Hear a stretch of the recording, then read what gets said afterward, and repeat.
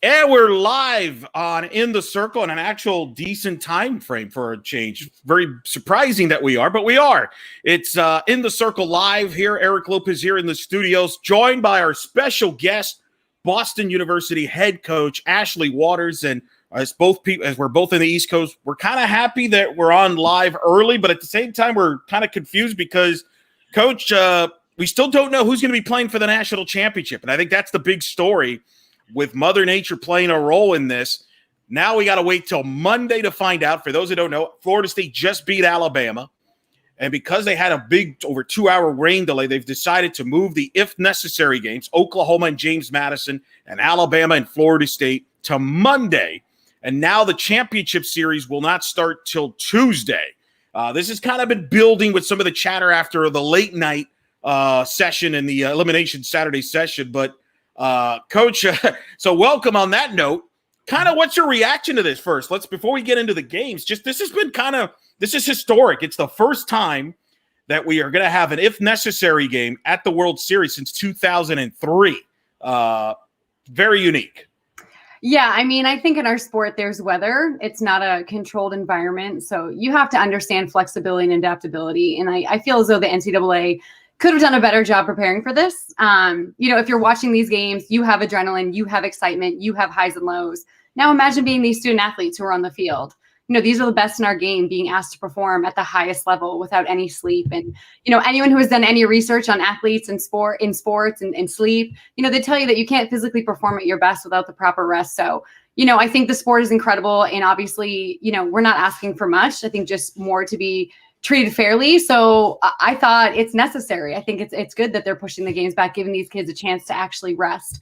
I even think, and this is just my opinion, even the teams waiting there to see if they were going on was unnecessary. Just be decisive, make a decision, say, hey, no matter what, we're playing tomorrow, head back to the hotel and take care of yourselves. And I think that's just we have to care about the quality of these kids and their health. That was my one thing I was bothered by. And I understand it's tricky, but I was bothered by when I heard about this, Oklahoma and JMU will play if Alabama wins, but if Florida State wins, then they don't play.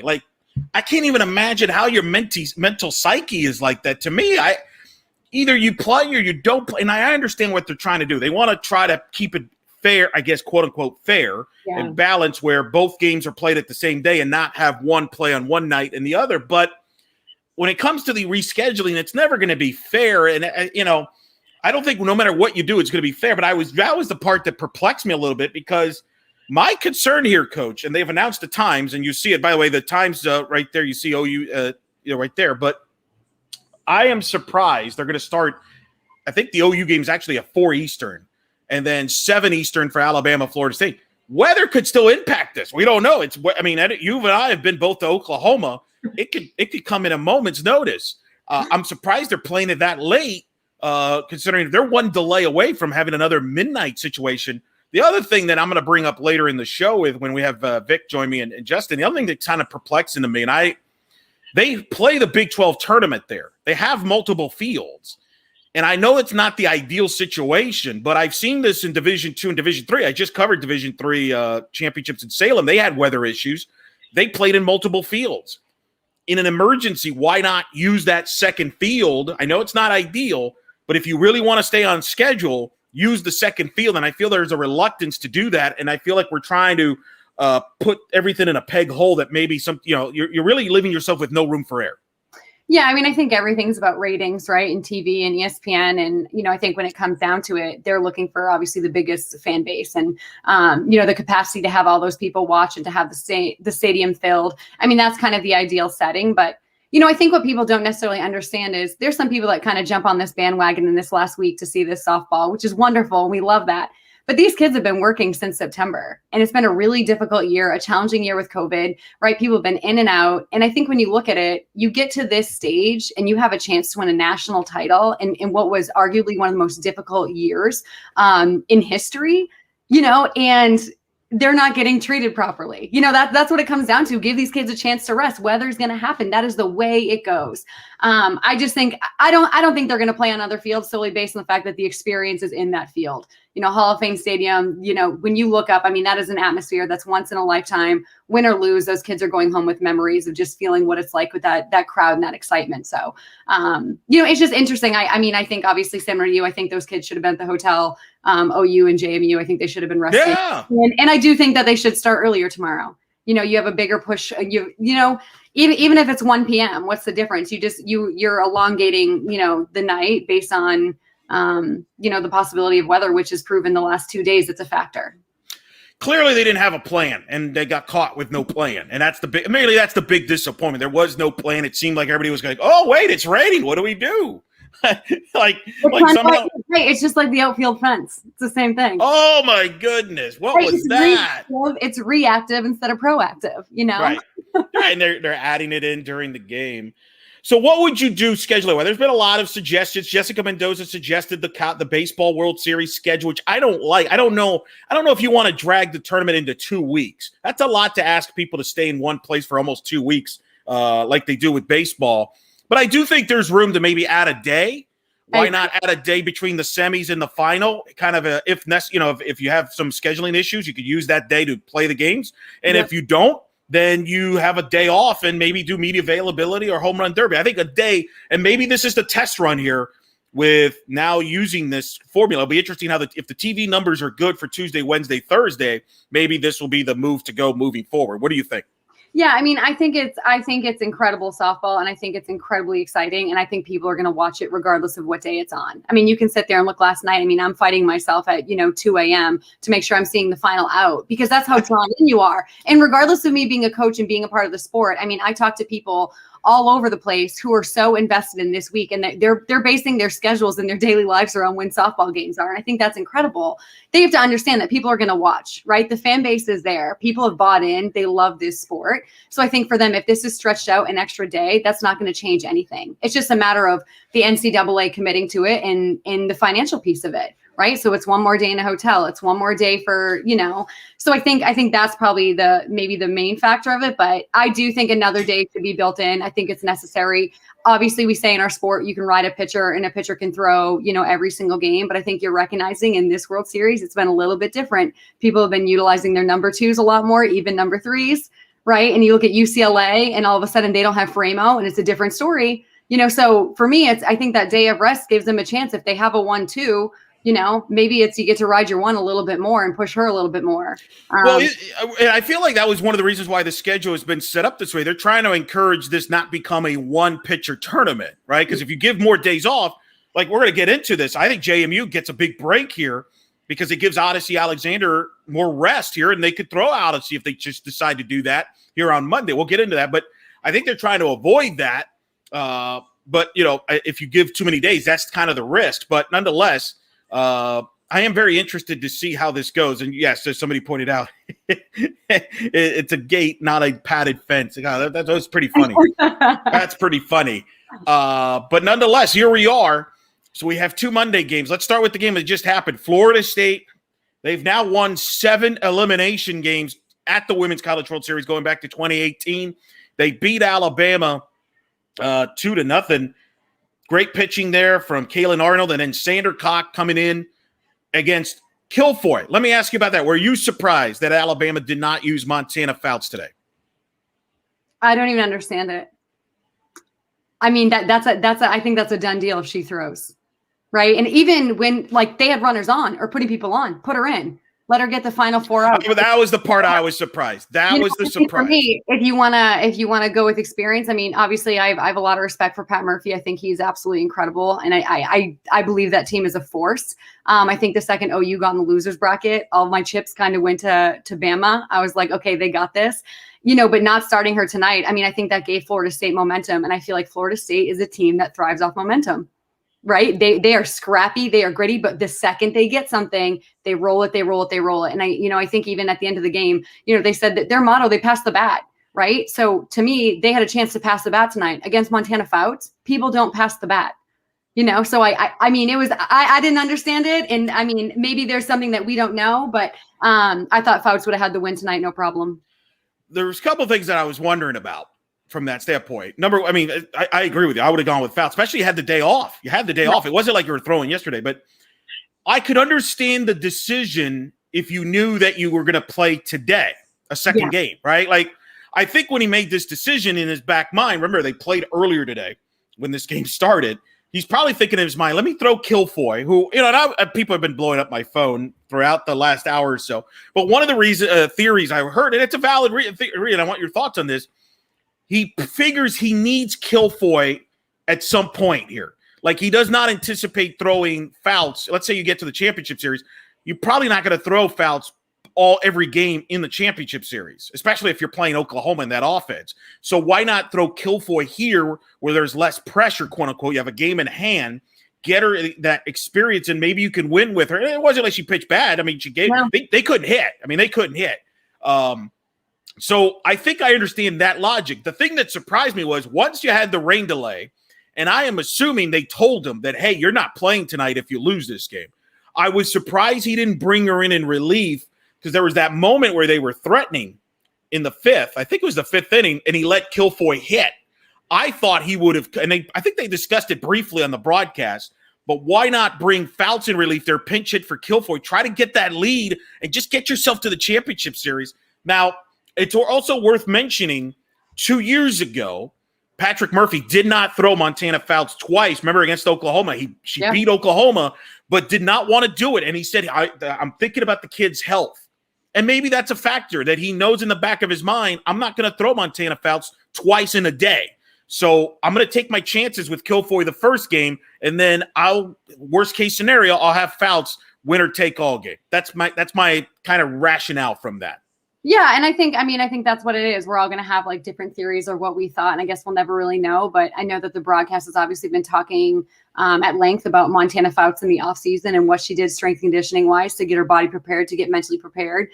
So for me, if you're looking at someone that is obviously performing at an elite level right now and is almost dominating, it's one thing if you're going to not start her because you want to give someone else experience or you don't want to throw Fouts twice, but for her to have to come in and get 6 outs, I mean, that's not even a bullpen, so to me, it's, did she not throw it all today? And I think I look at that in a sense of, one, she could have absolutely handled it. And two, I mean, you play a game at a time. And I guarantee you in the World Series, you're playing to win that one game. I even thought today with JMU earlier in the day, the second that Oklahoma took a lead and a significant lead, pull her out, get Odyssey out of there.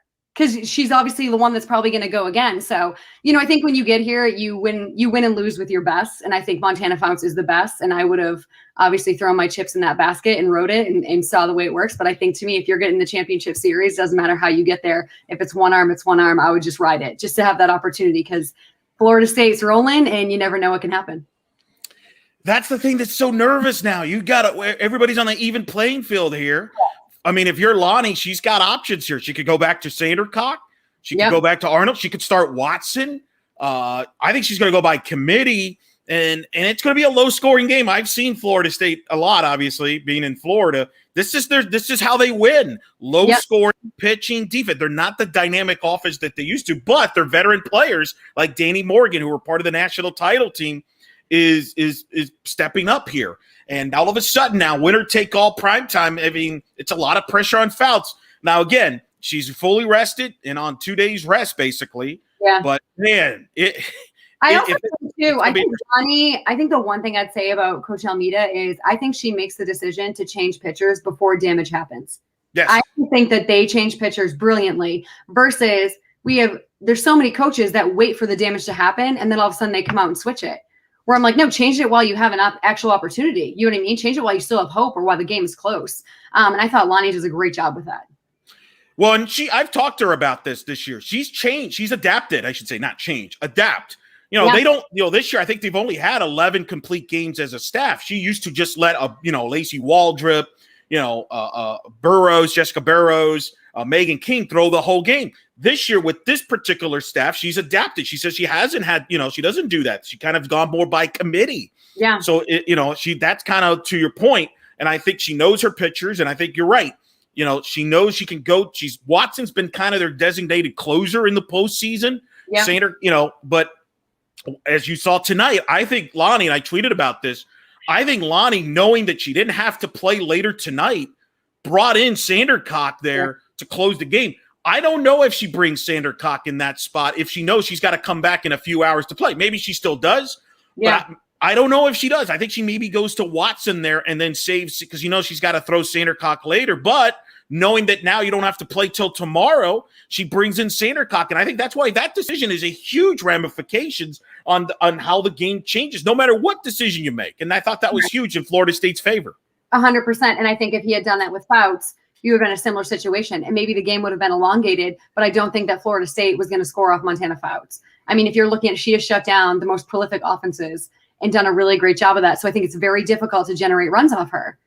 So if you think about it, even if both of them had come in knowing that they had obviously the night to go back and rest, not another game, and they weren't playing until tomorrow afternoon, I think that's the right approach. And I think obviously if Lonnie knew that and that's the approach that she took, obviously it worked out in her favor. And I obviously wish that Alabama had the same approach. But, obviously I think when you look at Alabama, they're an incredible team and they're really talented. And I think maybe he just probably was like, no, she can perform at this level. She can get it done. And she just wasn't able to. And in fairness, and I think Patrick Murphy, I guarantee he's saying this in his postgame, and he would say it again. If you don't score, it doesn't matter who you throw it, right? And that's the thing. They got shut down offensively. So we could spend so much time about who he throws, but if he throws Fouts and she throws 7-inning shutout, doesn't mean anything if they don't score against Florida State's pitching. And maybe that was the other part of it too. But is the offense different knowing Fouts is on the mound? Well, that's a good – all right, so let me ask you about that. How much is the offense influenced by who's pitching in the circle? You would know you've got a great one in Allie Dubois over there at Boston. How big of a factor is that? I just think there's less pressure when you know that you have a dominant pitcher who's going to keep runs off the board, right? I think when they believe that they have to either come back from something, that adds a little bit more pressure on the offensive mind when you're always chasing something. I think when it's a 0-0, you still have that same approach at the plate. The second you're down by 1, it's a little different. You're almost climbing and reaching for something.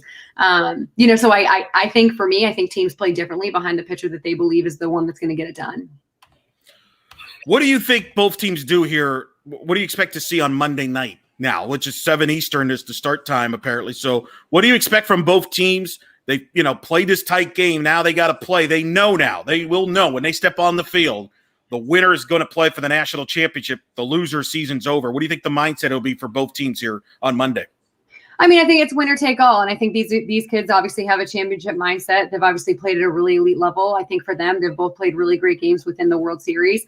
I think obviously, Alabama's just going to reset. They're going to put Fouts on the mound. I think that she's going to go back and dominate. I think Florida State is just scrappy. I think they're going to, try to take anything they possibly can. I just don't see them generating runs off Fouts. I think if they get lucky and connect with one and it leaves the yard, I think that's going to be how they score. I don't think that they're going to be able to actually just kind of continuously put the ball in play and make things happen. I think they have some really great hitters. I just don't think they're the same Florida State of the past. But with saying that, I think I give them a lot of credit because they've found ways to win ball games. And at the end of the day, that's all that matters. So it doesn't matter what it looks like. I think defense is going to be a big factor because the thing that Florida State, and this is kind of what won them the Oklahoma State game. I know for those that stayed up like me and you, Coach, at 3 in the whatever morning, base running. Oklahoma State made a couple miscues base running. Florida State has lived off base running this year. They've been a speed team. They play small ball. I think they're going to put pressure, knowing that their staff, Travis Wilson and company. I think they're going to challenge Alabama's defense early. I would not be surprised if they try to get some bunts down early, see how Fouts and the defense handles it, try to get on base because with their speed, they could try to put some pressure on the Alabama defense and score a run without getting a hit. Correct. And I think I genuinely believe that's how they're going to have to generate. And I think it's more so of just seeing what Fouts looks like right now. At this point in the season, I feel like she's at the peak of her game. I've seen her obviously make some incredible hitters, look silly at the plate right now. And to me, it's and obviously you get to watch from afar. You're watching ESPN, so you can see it slow down. You can see the rotation on the ball. You can see the swing and misses. To me, I think obviously, when she's on the mound, I think Alabama has a completely different approach. I think that she's going to dominate. I think they just need to make, I would say maybe miss hits, plays off just like soft ground balls, weak fly balls. I don't think they're really cutting her in half too hard. She threw a perfect game. To me, it's like you throw a perfect game. I'd go back to you in an instant. I'd be like, okay, right. You're feeling it. There was 1 or 2 hard balls in that game, against UCLA. So I think for them right now, it's going to be I think you're right. I think it's going to be small ball and chippy for Florida State. And I think Alabama is just going to kind of play their game offensively. I thought tonight was a quiet night for them, but they'll find ways to generate runs.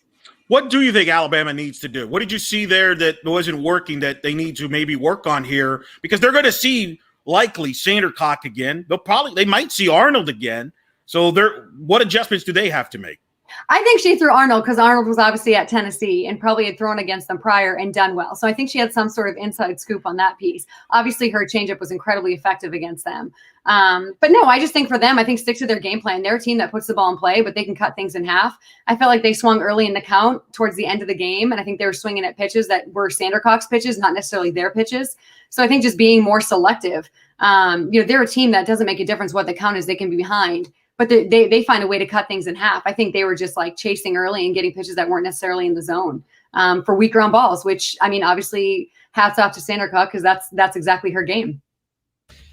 Yeah, that's to me, it'll be interesting the adjustments that are made here for both sides. And Florida State and Alabama here.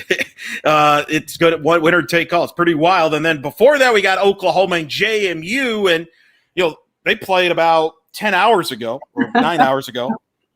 And that was a nail biter. That was 3-3 going to the 7th. Oklahoma finally got to Odyssey Alexander, got 3 runs in that 7th inning. They went with a small ball. They got on the bunt single to start. Then Jennings with the triple to give them a 4-3 lead. Hansen with the 2-run homer. But JMU had a lot of opportunities, Coach, there in that game against Shannon Sale to score even more runs. They even had chances in the 7th inning. They brought the tying run to the plate. And I think now with this day extra break here, I was wondering what Coach Laporte was going to do. Would Alexander be able to come back and throw today, or would she go to Humphrey, their number 2? Now, with this pushback to Monday, she could throw Alexander if she wants to against Oklahoma a third straight time. What do you think she does? I think she throws Alexander. I think she would have thrown her tonight too. I mean, she's right now the face of the World Series.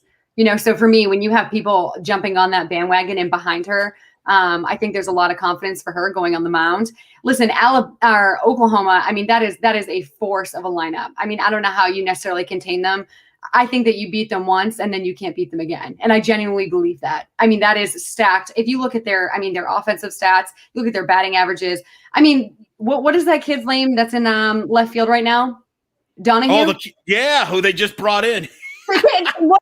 You know what I mean? Like, and you have to look at it like that. They just have massive offensive players who they're dynamic, right? And they're all athletic. They can all move. They can all run. They have power. I think obviously for Alexander, I think that she's done a really great job. I don't think she beats them again, but I think she's the one that's on the mound. Right, because you go out with your ace, she's gotten you here, right? That's the 100%. thinking there. And the whole entire country is, I mean, my God, people are bleeding purple and wearing 3 everywhere, and I think that's incredible for our sport. You want that. And I think she's had a remarkable run. I have been impressed with JMU's offense. I think when I was looking at this team, obviously back in the regionals, and then you get to the super regionals and you're trying to watch, you're seeing offensive sparks here and there. I was very surprised at what they've been able to string together offensively and how they've just chipped away to find people and get people on base. But I don't think that they are as prolific as Oklahoma, and I think Oklahoma, takes this one and runs away with it. I think it's going to be Bama and OU, and I think it's going to be an epic duel for the championship series. You played Oklahoma. You had that famous win in the regular season in 2018, and then the committee thought it'd be amusing to just match you guys up again in Norman. Yeah. So you're kind of you're actually the perfect person for this because you have faced Oklahoma in postseason, and you faced this year. You were in Stillwater as well for the regional, so you know the state of Oklahoma quite well now. Too well. That's true. I agree with that. What is it like to play in Oklahoma in postseason in Oklahoma? And granted, you're playing them in Norman. It's on campus. It's not Oklahoma City, but there's still a lot of fans there. And comparing it to it just seems that this offense, though, is in a different galaxy compared to the offense you faced. It's incredible. I mean, I feel like when we faced OU, it was more about their pitching staff than it was about their offense. I mean, they had obviously Romero, they had Shea Knighton. If you look at it, it was Paige Parker and Paige Lowry, right? So you're looking at, and who's the one that went to Arizona, who just transferred? Mariah Lopez. She was the third. So she started the game. Parker or Lowry came in, and then Parker came in against us. We won 4-3, which was the same as JMU in the first game. Oh. And then we transitioned, obviously, later in the season. We went there. And, I was buying water in Walmart, and someone yelled, "You suck." So to me, if you want to have an example of their fan base, that's it. I tell you, I loved it Because to me, I'm like, this is what it's all about. I mean, they really do have an incredible fan base who are absolutely 100% in the thick of it. They believe they're on their team, right? They ride the highs and lows just with the team. But I think for them, they are an incredible team. Patty Gasso has obviously done a remarkable job, and she's really setting the tone of just like, I mean, she gets recruits after recruits after recruits that are just at the top of their game and are dominant. I mean, if you look at it, I mean, Tiara Jennings, I'm like, she could have been the player of the year. Instead, she's the freshman of the year. But I'm sitting there being like, you know, Jocelyn Alo has one of the most remarkable seasons in the history of our in softball. So how do you beat that? How do you beat that offense when it goes 1 through 9, and then the people she pulls off the bench are still hitting in the 400s? And then you're in Oklahoma with their fan base who basically believes they all wear the jersey too, you know, and good for them. They have built this. And I tell you what, it's incredible to play against and be a part of just for that ride. But they're prolific. I don't think that, you know, JMU stands a chance in this round 3. Well, the problem was, and I was at Coach Gasso's presser afterwards, and she mentioned, look, the first time they played JMU, she admitted they weren't familiar with Odyssey. How can you be? You know, they're playing in the Colonial. It's not on. They're not on often. So you're basically running tape based on maybe the postseason run. You know, whereas now they got a second look at her. That's probably what hurt you when you played Oklahoma. The first time you played, they didn't have a lot of scout on you. But now all of a sudden you come back to Norman, it's like, oh, we just played them. Correct. And not only do we just play them, but they beat us. So it's easy to motivate the players. You don't have to worry about, unfortunately for you, but that's kind of the challenge now for JMU is they've seen Odyssey. Now this will be, if they throw her on Monday, it'll be the third time. And they're probably going to have to win a shootout. My question, what's your thoughts on this Oklahoma staff? They started Shannon Sale. She gives up the home run there. They brought in Nicole May in relief. She was tremendous. They have G. Juarez, who pitched twice on Saturday to get him to Sunday. What do you think Gasso and the Sooners do as far as who do they throw here on Monday against JMU? I think Juarez will throw. I think I was actually surprised she didn't throw today. I thought she actually looked really great.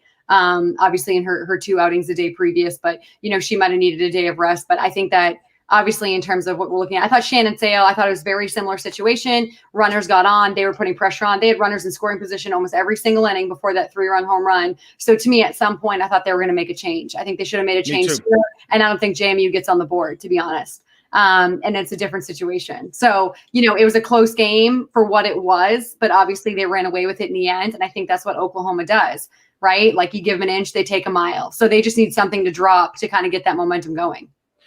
I agree with you. I was tweeting about that. I thought Sale was kind of flirting with trouble there prior to that 3-run homer the previous innings, and I was surprised they stayed with her. I wonder though, how much of that is the fact that you have this offense. So are you, I don't want to say cocky or overconfident, but because you feel that you're going to score runs, do you leave a pitcher in longer than maybe you should because you feel you're going to score runs when I'm with you. I would have thought that they would have brought in May earlier. I was surprised they did it. Look, it worked out. They won the game, but I was surprised how long they stayed with her. Yeah, and I think right now, if anyone's watching JMU, I think you can think the softball gods are on their side. So anytime you're playing someone that also has the softball gods, right, you need to take that into an account where things are going their way. So to me, it's I would be switching more often. I think that they were putting the right pressure on. They had runners on second and third. They had runners in scoring position. I didn't think that Sale had her best. I would have made that switch earlier. And obviously May came in and did a really great job. But to me, what's the difference of her coming in 2 innings earlier? For me, I thought Sale was just around the plate. She wasn't getting the pitch calls that she wanted. She visibly was showing that. So to me, I think that gives momentum to somebody else, and I think May is actually pretty stoic. She doesn't seem to react at all, where I think Juarez is a little bit more about getting fired up. So I feel like there's like a difference on staff there. And I mean, I would go with Juarez, and it'd be Juarez versus obviously Odyssey Alexandra. And I think it's going to be a duel, but I think her being a lefty and the way that she's moving the ball right now, I think JMU will have a little bit more trouble. And I think, too, G's been there before. She was there at Arizona State, was there in 19 with Oklahoma. I think the reason she didn't go to her in the first game is because she had thrown the 2 games yesterday. They started the Georgia game and then came in relief in the UCLA game because Nicole May struggled a little bit. So I think it was more of, hey, let's see if we can win this first game without her and then maybe use her in the back, in the second game. The good news for them is they have an extra day, too. So now G has a day off, so they could throw G. And I think you're right. I think they go with G with tomorrow. But I would think that Nicole May and Sale will both be available in the bullpen It need be, and that's the dilemma that JMU is in right now. Is that they don't have the depth of the Oklahoma Arms, and I don't know. They don't want to get into a shootout. The way the 4-3 game is the way they have to win. You're not going to beat Oklahoma 10-9. I don't believe. Yeah, I mean, I think honestly though, to beat them the next time, they're going to have to score 9 runs, right? I think it's going to have to be. It's going to be tough. I think that obviously now offensively, if Alexandra is what you have pitching wise, I mean, unless she can kind of reinvent herself, which you've seen her do a couple times in the World Series, right? She's changed her game a little bit at different points, obviously, to go against certain offenses. I feel like for her, she's gonna have to kind of come in with a different approach against them. But I think even, if you look at the Oklahoma staff, and I can say right now, I think, Oklahoma, Alabama, I think those are probably the 2 best teams in the country. I would put Florida up there too, right?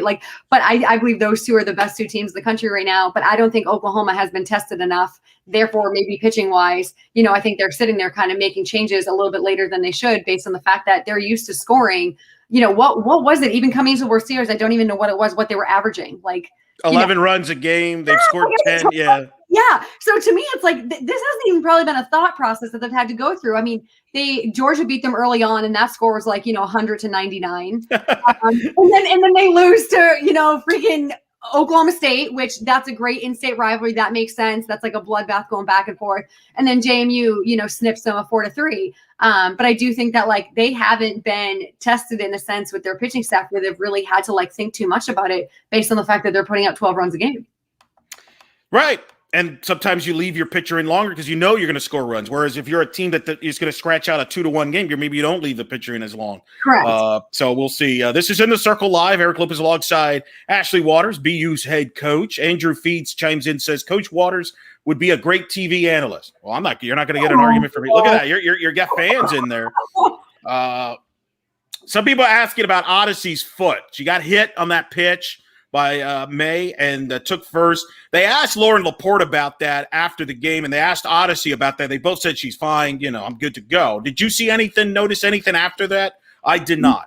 No, I think for her, there was a couple moments, and and this is what I believe, obviously, as a coach who gets to see these kids in parts of adversity. And, I think for her, things weren't necessarily going her way. She gets hit in the foot. There's a little bit more frustration there. So then it becomes maybe you think about it a little bit more than you actually would. But on a daily basis, these kids are getting hit with foul balls. People are breaking their fingers going into bases. I don't know what happened to the Florida State shortstop tonight. Obviously, she has some sort of ACL, MCL issue, putting a brace on. These are really tough kids. I think she'll be completely fine. I think it's just I think it was a accumulation of there was a lot going on in this game today, and she wasn't necessarily happy about it. So maybe the foot played a bigger role than it really was. Questions being asked here. One asking, we know that it all evens out, but can there be anything done to address the inconsistent strike zones from the umpires? It must be frustrating for many of the pitchers and batters. I don't know. Baseball has kind of experimented with using the K zone. Yeah, well, and the robot umps. Yeah. To me, I'm with you. I think it's really difficult. I think when you're at the field, maybe you don't necessarily have a great vantage point. So I feel like even sometimes for me coaching from the side, I have to rely on my catchers a lot to tell me what's going on. But for whatever reason, I feel like, throughout the year, you can paint a corner and they're going to call it. All of a sudden you get to regionals, it's a little bit tighter. You get to supers, it's a little bit tighter. You get to the World Series and you got to put it in like a box, and I feel like I don't think the umpires have done a really great job. I think the zones have been completely inconsistent. Some have started high, some have started low. Rachel Garcia the other night was painting the outside corner over and over and over again. And there was, I would say probably 10 of them were strikes and he wasn't giving it at all. So I don't know if his vantage point, he just didn't have a good view of it. But that's detrimental to a pitcher, and I think for him, I don't know, maybe they want more offense. I'm not really sure. But I'm going to defend the umpire though. That pitch on Sale that she got mad about, that was a ball. It was close. The low changeup or the outside. Yeah, I agree.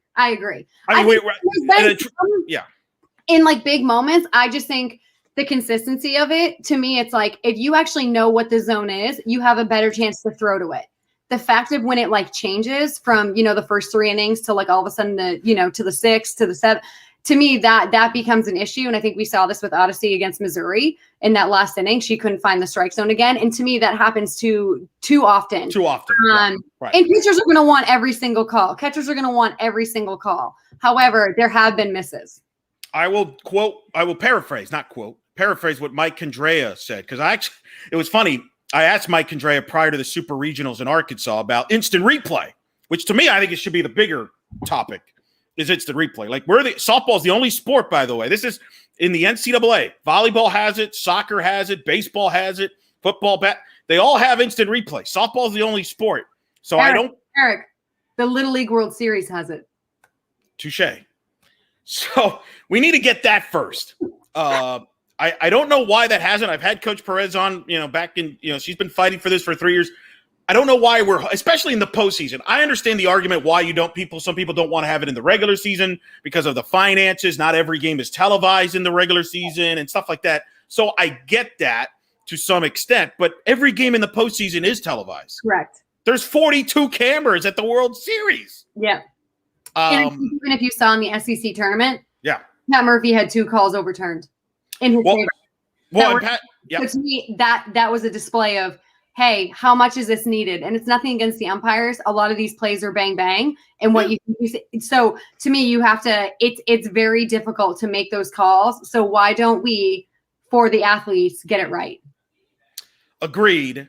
And Patrick Murphy, by the way, said in the press conference earlier prior to the Women's College World Series that next year the SEC will implement instant replay for all conference games.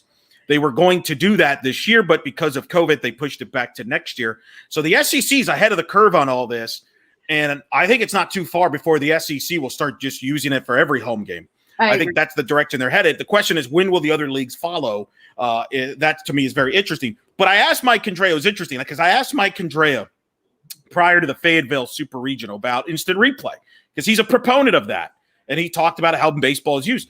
But he said there was 2 things that needs to be addressed. Is instant replay to be added, and he also said a bigger pool of umpires. He thinks the pool is too small. They need to add some resources to it, money, obviously, but there's just not enough umpires. He says the pool needs to grow, that the same umpires that probably shouldn't be umpiring are still umpiring because there's not a lot of options. I thought that was a fascinating answer from Mike Condrea, who's obviously going to speak his mind, and who better to listen to? The guy knows what he's doing. So I never heard that theory before, and that got me thinking. So I think that's the good thing. I think the thing is, if we're talking about it, then I think that will create ideas. I feel like the sport for a long time would just kind of stay hush and, hey, let's be nice and all that, but nothing gets changed if nobody speaks up. Right, not anymore. I think, and I do believe that, I think what has happened in the past, 5-10 years with the College World Series and it blowing up the way that it has, even, the Olympics coming back into play. Softball is an incredible sport and the viewership is there. People want to be a part of it. Stadiums are getting bigger. Schools are investing their money into it. So to me, it's, if you want to have this high caliber sport, this incredible fan base, and have these people invested in it, then you have to do the same thing with the umpires. You also have to invest. So for us, we get the bottom tier of the umpires solely based on the fact that they're going to go where the money is. These umpires are working to go to the highest paid venues where their hotel is taken care of, their travel is taken care of, and they're getting paid, right? So a lot of them, if they're doing this full time or it's their part-time job, they're doing this to make money, right? So you have to invest in it if you want it to change. It's like programs. You invest in the program will get better. And that's the way it works. That is just how life works. So I think that Mike Condrea is right about that. I think that's a huge piece. It's really difficult on a weekend where maybe you drop a game, you have a tough umpire, it's not going well, maybe you get tossed from a game, maybe you get a warning, and then the next weekend you show up and the same guy is there or the same woman's there, and you're like, oh, this isn't a good start, right? They don't forget. So I think for us, it's a matter of, you want to see different people, obviously each weekend and try to figure out who is our actual best rather than the people that just keep getting put into it because they're the ones that are there. Yeah, I've kind of dealt the same thing when I broadcast games. I'm like, oh, that umpire. Didn't I just see that umpire?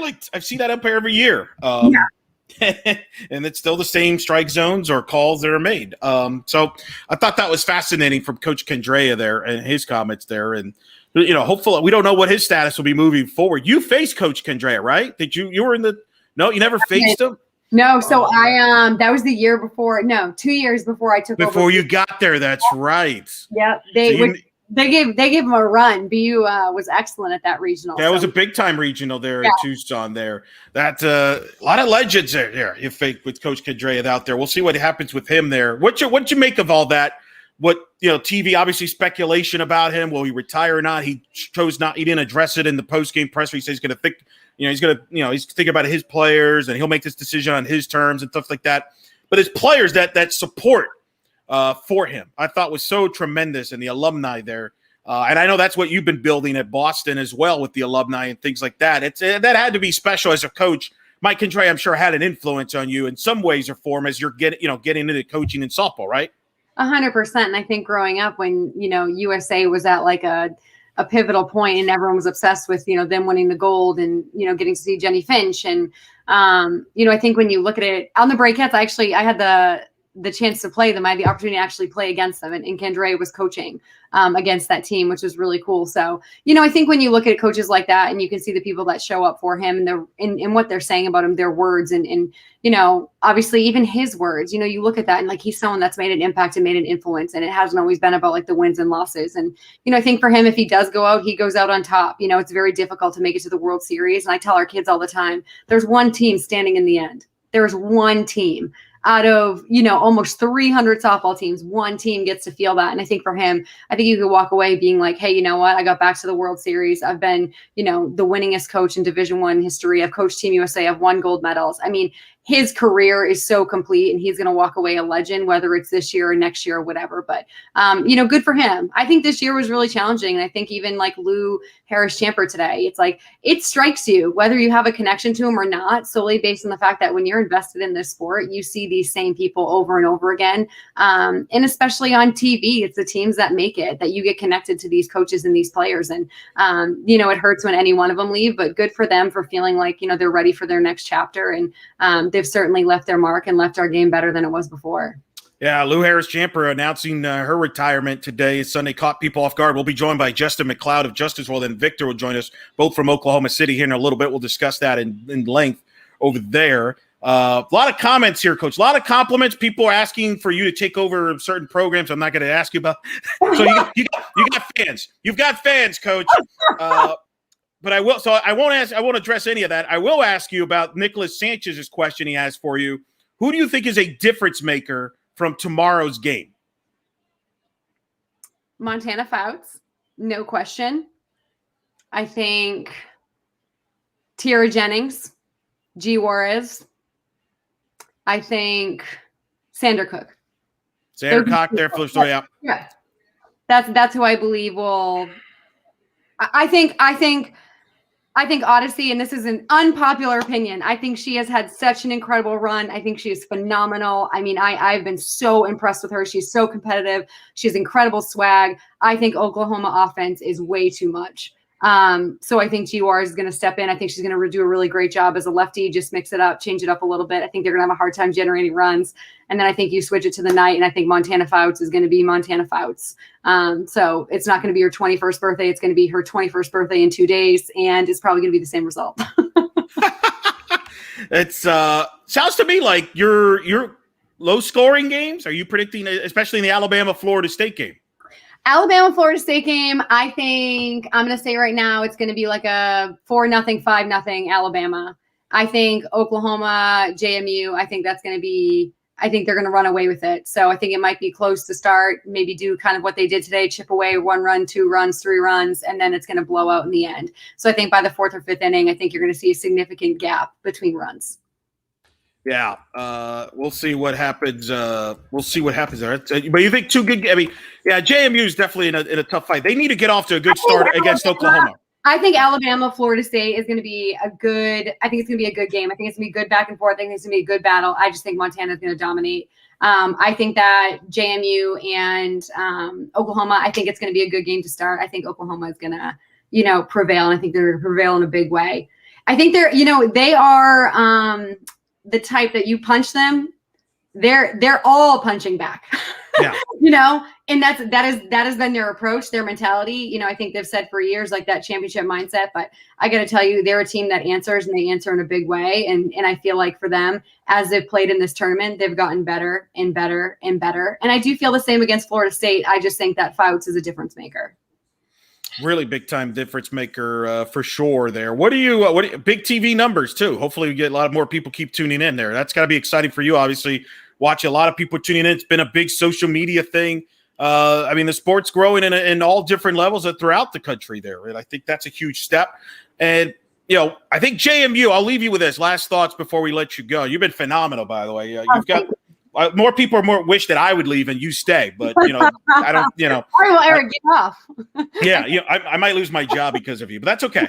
I'm not even gonna bring up some of the comments, but let's just say you're wanted in other places by the fans. But JMU though, how inspirational is you're going to use that to your advantage with your program? Your program had a great year. You were a 3 seed this year in Stillwater. Yeah. You've been knocking, but JMU here is not breaking through, getting to Oklahoma City and making noise here. They're a win away from playing for the national title. I gotta believe that is huge for for you and for the entire sport. That come this fall when you go to your team, you could say there's no reason why we can't beat JMU, right? It's funny. I've been utilizing them for years. Just what obviously Jalen Ford did, what Megan Good did, yep. And now obviously what Odyssey Alexander is doing. When you look at teams like that and you think they're in the Northeast, they're faced with different adversities than the rest of the country. They don't have, as many resources, and that's the example that we're using. We're a Patriot League school. We're an academic conference. These kids are coming here to be doctors and lawyers and biomedical engineers, right? And softball's a part of it, but it's not the only part. So for us, I feel like when you look at a team like JMU, who's a mid-major, who plays teams that we play, you got to believe. And I think that's a part of it. That's what makes it so special, right? So you watch, Miracle on Ice. You got to believe. Like, there's just this idea that like anyone can do anything. You just need the chips to fall your way. And I think that you have to have, obviously it starts in the circle. If you have a great pitcher, you can build around that. But you need talent. You also need luck. And I feel like right now, like the chips are falling JMU's way. I think they've earned every single thing they've got, but I also think that you need to have some luck at this point, and things have got to fall your way to obviously make it through, a regional, make it through a super regional. I thought they had a really great draw. I think that Tennessee didn't have the pitching they usually had. They didn't have the depth. They had to beat one pitcher, and I think Liberty's always chippy, but they've earned what they've got. I just feel like for us, it's a symbol of belief, and you can look at JMU, you can say, okay, we can be that, we can do that. So I think if you can look around the country and see how many people have jumped on, everyone loves an underdog, right? So dynasties are brilliant, and you can be a part of it. Hey, I'm from New England, right? I had the Patriots, the Blue Jays, the Red Sox. Okay, we call it the city of champions, So I think for us, it's really cool when you can see someone from, the Northeast or up this way do something so special. And, when Michigan did it in 2005, I remember being equally as elated. You know what I mean? So for me, I look at it and I think to myself, you know what, it's anyone's game any day, and it's anyone's year any year. So I'm loving it, right? We're all Dukes. We love it right now. And I'm really impressed and proud of what they've been able to do. So we'll definitely utilize that kind of going forward, but they've already been in the back of my mind for a while. I like that. That's good. By the way, you're definitely going to be used as an analyst here moving forward. You've got a career in media here. That's my next profession. Yeah, I really do. That is your definitely next move to do here. Like, you've got this down pat. Like, I'm telling you, people right now in the chats rather listen to you than me, and I don't blame them. I would feel the same way, and I think Victor would agree with that. Vic, don't you feel like right now people like her more than me? What? Yeah. Yeah, so why don't you just get off the stream and let me and Coach Waters take over the rest of the show? How about that? Victor, I didn't want to have to say it. Thank you so much for saying it. I didn't want to make Thank you. That's why I'm careful there, Coach. I'm here, Coach. That's why I'm here. Yeah. As long as you're willing to come on the air at 2 a.m. to be on live, after these games. You know what, Eric? I think it's you and I had the same hair tonight. I think that's what it is. That's true. Going. Yeah, it's better on you than me. Vic, you got for Coach here. Well, I think she said everything that she needed to say, sir. So, like I said earlier, why are you here? Let me take over the show, and we can talk about what we need to talk about from Oklahoma City. You be careful what you wish for, there, Coach. Touche. Touche. Coach, this has been fun. Great analysis. Enjoy the rest of this World Series. Love it. We're definitely going to do this. We're going to have you just host the show. Okay, perfect. Yeah. Next time, we'll just figure it out around your schedule. Maybe bring you back around the Olympics. There you go, Vic. You guys could host the Olympics show. It's perfect. Wow, you're going to be up anyway. True. I'm not going to say I love gold. There you go. There you go. All right, Coach. Take it easy. Enjoy your night. We'll talk soon. Thanks, guys. Have a good night. Head coach Ashley Waters. Fantastic appearance here. Boston University head coach, BU's head coach there. Joining us in the Circle Live. That's Victor Anderson. He has joined us from the hotel. We'll be joined by Justin McLeod later on the program. But once again, Vic, we've been fortunate on this show. The guests that we've had to this point. I mean, Christy Fox on Thursday setting the tempo. Then we had Corinne Kumar from Miami of Ohio. Then, of course, Coach Goler from Westfield, Illinois on Saturday doing our weather delay special. And Coach Waters tonight. All of our guests have been knocking it out of the park, my friends. So, hey, that's what we do here. When we go live, we want to bring you those who have the perspective of coaching in these situations and playing in these situations as well. She was fantastic. They've all been fantastic. And what a unique day here, Victor. Obviously, the big story is here we are on a Sunday night, and we don't know still who's playing for the national title. For the first time since 2003, we will have, if necessary, games on a Monday. The National Championship Series has now been pushed back to Tuesday. So it's now a Tuesday, Wednesday, and if necessary, Thursday, which might affect some people's travel plans. I don't know. By the way, let's just put it out there right now, folks. Can I just – all right, and this is your assignment here. I don't expect you to know this at the top of your head tonight, but I want this answer before the series is done. How many postseason softball tournaments have you been involved, either as a play-by-play person or a media person or as a fan, that has always been affected by weather? I feel like that's been always a part of your career. We can't have a postseason tournament that you're involved without Mother Nature. I went to 2018. It was 1,000 degrees, but we had no weather delays. But you always are involved in weather delays, going back to the regionals in 2005 in Gainesville, the ASUN tournaments back in the day, your Rollins, the infamous Rollins tournament. We're going to get into this more in a future podcast. In fact, I want one of our off-season episodes should be Vic's postseason stories of all the weather issues and plot twists you've had in your career, because it's been a doozy. And this is right near at the top of the list. If not at the top of the list, to be perfectly honest with you. I don't know if we had a delay in 2019 when I was here in Oklahoma City. Or if we did, it might have been a real brief one. But I'll check and confirm. Do your research on that. But give me the breakdown on how all this unfolded today. We obviously had the weather delay for over 2.5 hours, but just take us through this process, because for us, there are not in Oklahoma City. We found this out about the schedule from Holly Rowe, who said before the resumption of the Alabama-Florida State game, saying if Alabama loses to Florida State wins, that the if necessary games would not get played till Monday, and that the championship series get pushed to Tuesday. From somebody that was in the press box, give me the breakdown. Well, we had just as little access to what was going on behind the scenes as everyone else watching and following along. So I didn't hear about the update, the resumed start of Alabama-Florida State until I saw a tweet from Bev Mowins that said, hey, first pitch, 6:13 Central, 7:13 Eastern. So that's how I got the notification. And then I got my notification from my media app that let me know about the start. And then with the if necessary, I was looking up because our TVs in the press box are slightly delayed. So I saw Holly Rose say tomorrow, and I'm like, that's interesting. So when you saw on Twitter the confirmation of if Florida State won, which they did, both if necessary games will be pushed to tomorrow. And here's the thing, Eric. Nobody at the stadium watching the game really knew until that final out. That was a mistake. That was a mistake. They should have told. They should have told them during the game.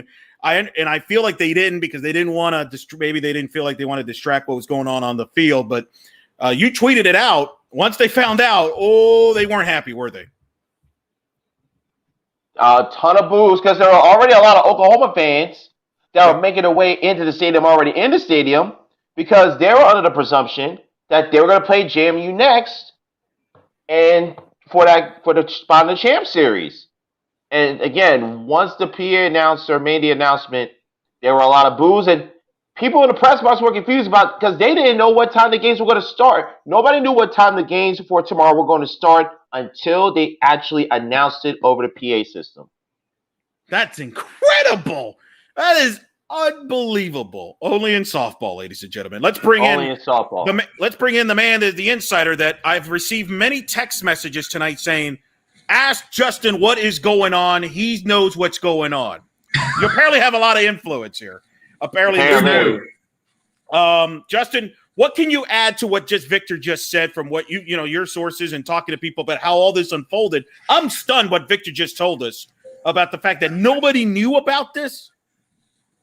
No, and part of that I think is so the NCAA's protocols and the way they have things set up traditionally normally would have said you try to play the games tonight. But after Saturday night, and trust me, I don't think Vic or either one is going to argue that we're okay with the games being on Monday.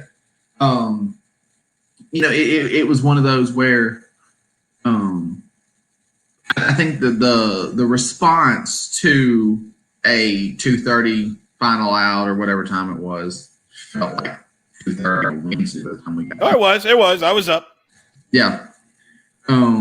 So. I mean, I think the backlash that they got there was more of a factor in this whole scheduling thing than anything else.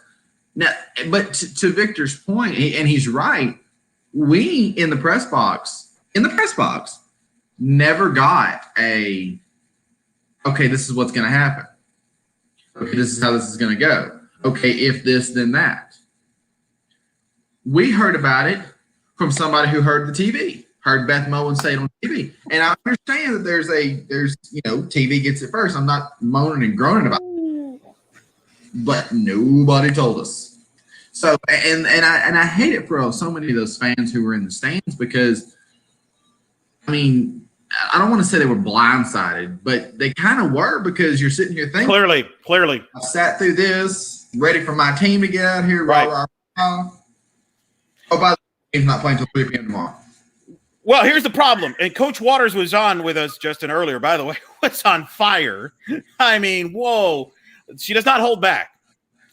She was critical about the fact that they were indecisive on the Oklahoma JMU game situation, where basically they're like, well, if Alabama wins, they'll play, but if Florida State, wins, they won't play.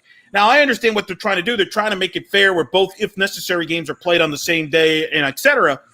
But she makes a great point. You're putting those two teams, and I tweeted you about it when you brought it up on Twitter. You're putting those two teams in limbo here. That's one thing. Well, of course the fans are going to be like, if they don't know, I mean, I would be ticked off too if I was waiting to get into the building and then they tell you we're not playing. It's like, what have we been doing for the last hour or two? You know what I mean?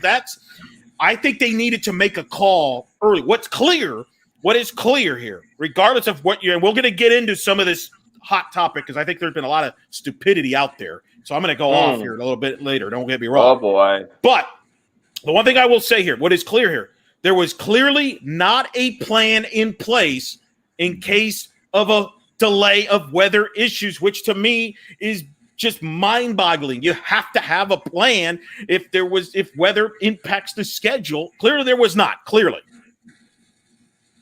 Yeah, I mean, so normally, the backup plan is you play it on, if you can, you play it in the evening. If you can't play it in the evening, you play it Monday morning. Because the backup plan in the past has been if there is a single outstanding, if necessary, game and it cannot be played on Sunday night because of weather or whatever, you play it Monday morning and then you play championship series game 1 on Monday night. That's what has been there. Now, it doesn't happen. I can tell you the last time it happened if it has. It's been a long week. But that's always been kind of the setup. Well, after the backlash that they got last night, and truth be told, I don't think anybody in that stadium wanted to be there at 2:30 last night. I don't think Kenny Gajewski wanted to be there. I don't think Lonnie Alameda wanted to be there. I don't think Beth Mowens wanted to be there. I sure as heck did not want to be there at 2:30. But right. No, I don't think anybody does. But Victor can back me up on this. This is part of softball life. Like, I one of the things that's driven me nuts over the last 2 nights is this big outcry of how is this an injustice? This is outrageous. This is such a, gender issue. Victor, you've covered how many travel ball tournaments in USSSA? Numerous. And how many times have you called me like at 1, 2 in the morning saying, "Hey, dude, I just got finished." I'm like, what? This happens. Too many to remember or want to remember. This is normal. This happens in travel ball. Like, for these coaches to act denial here is insane. By the way, D2, D3's dealt with this stuff too. Like, the idea that everybody is all of a sudden shocked. I can't believe they're making a play at 2, 3 in the morning. This is life in softball. They have midnight tournaments. Go to any tournament you want. Here's the thing that's baffling to me, and then let's get into it now because I'm fired up now, and I'm gonna get my more caffeine because Here's gonna go get my caffeine too while you go. Yeah, on, you Ms. definitely Lopez. go get Go caffeine. right ahead. I know because we still got a podcast to finish up after this somehow. But by the way, Madison Shipman, our guest on our podcast coming up on Monday. Oh, by the way, yeah, correct. Should be pretty. She's awesome, by the way. Look forward to that. But here's my problem with this. The broadcasters are complaining about it too, and they're bringing up the baseball schedule. Well, it should be the College World Series has many more days. Of course, it's a gender issue. No, it's not. Please stop it. Not everything is about gender issue here. Baseball and softball could not be more opposite. Baseball pitchers cannot throw every day. They throw overhand. You know what happens if they throw a lot? Their arms blow up, and they have to have Tommy John surgery. And a lot of these guys get drafted in the Major League Baseball draft where they make a lot of money prior to the World Series. So what happened was years ago, a lot of the people said, you know what? Maybe it's a good idea if we stretch out the World Series to protect these guys from blowing out their arms before their careers start. That's not an issue in softball. I'm sorry. It's not. So please, no more comparisons to baseball, for the love of God. And you know what?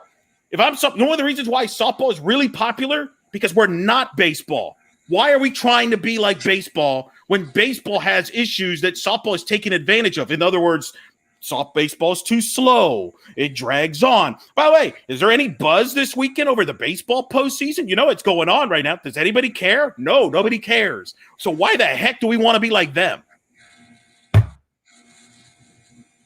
No? All right, I can keep going.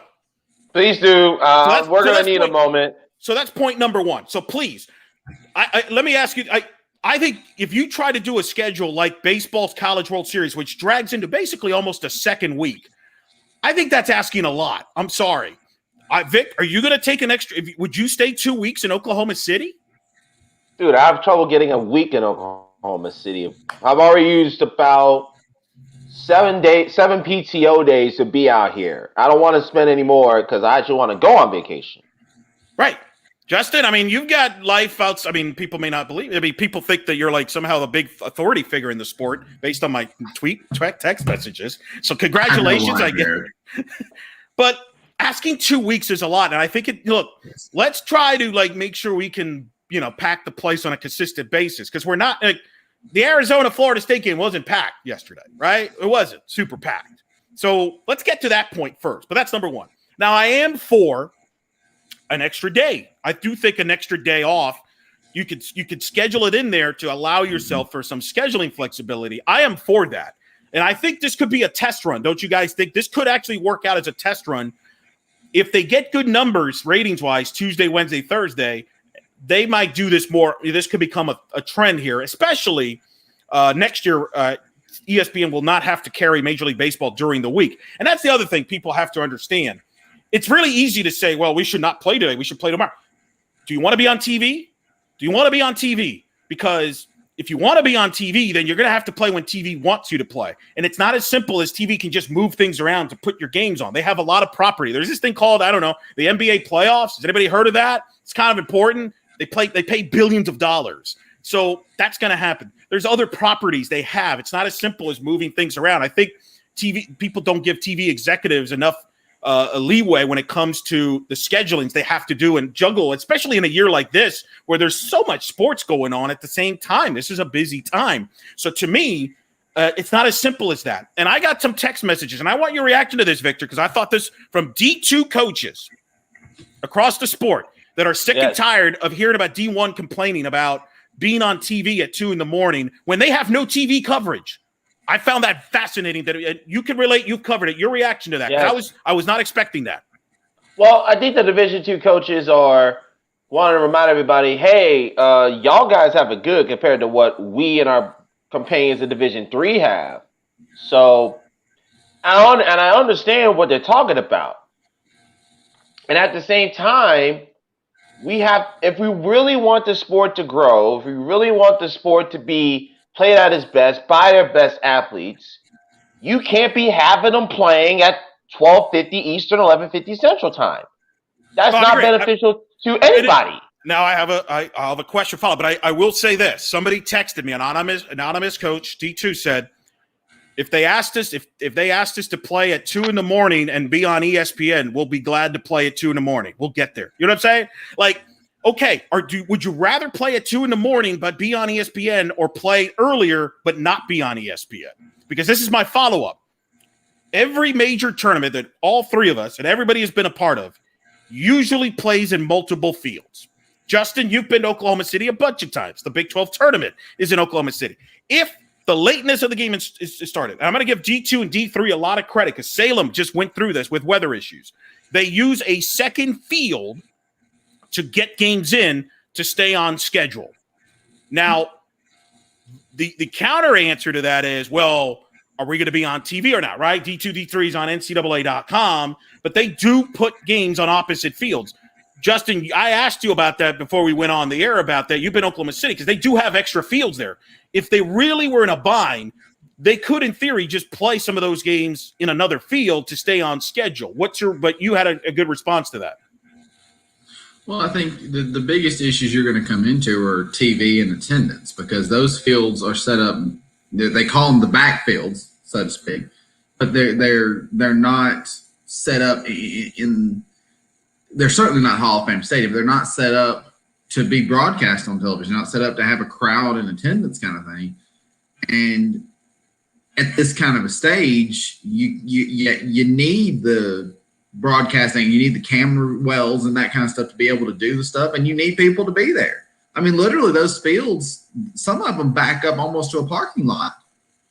But this is the dilemma, and I'm not saying to do that, but in an emergency situation, if you really have a problem with playing late, why not play the games in another field? I'm not saying I would do this in the norm, but have a backup plan. Now, part of it, you're right. Maybe the facilities probably knowing based on the fact it doesn't sound like they had a game plan. My guess is those fields are not in a condition right now to be used. But I'm just saying, looking forward, why not have a backup field ready just for this situation? If you don't want to extend the tournament, play it on a second field. But you made a great point here.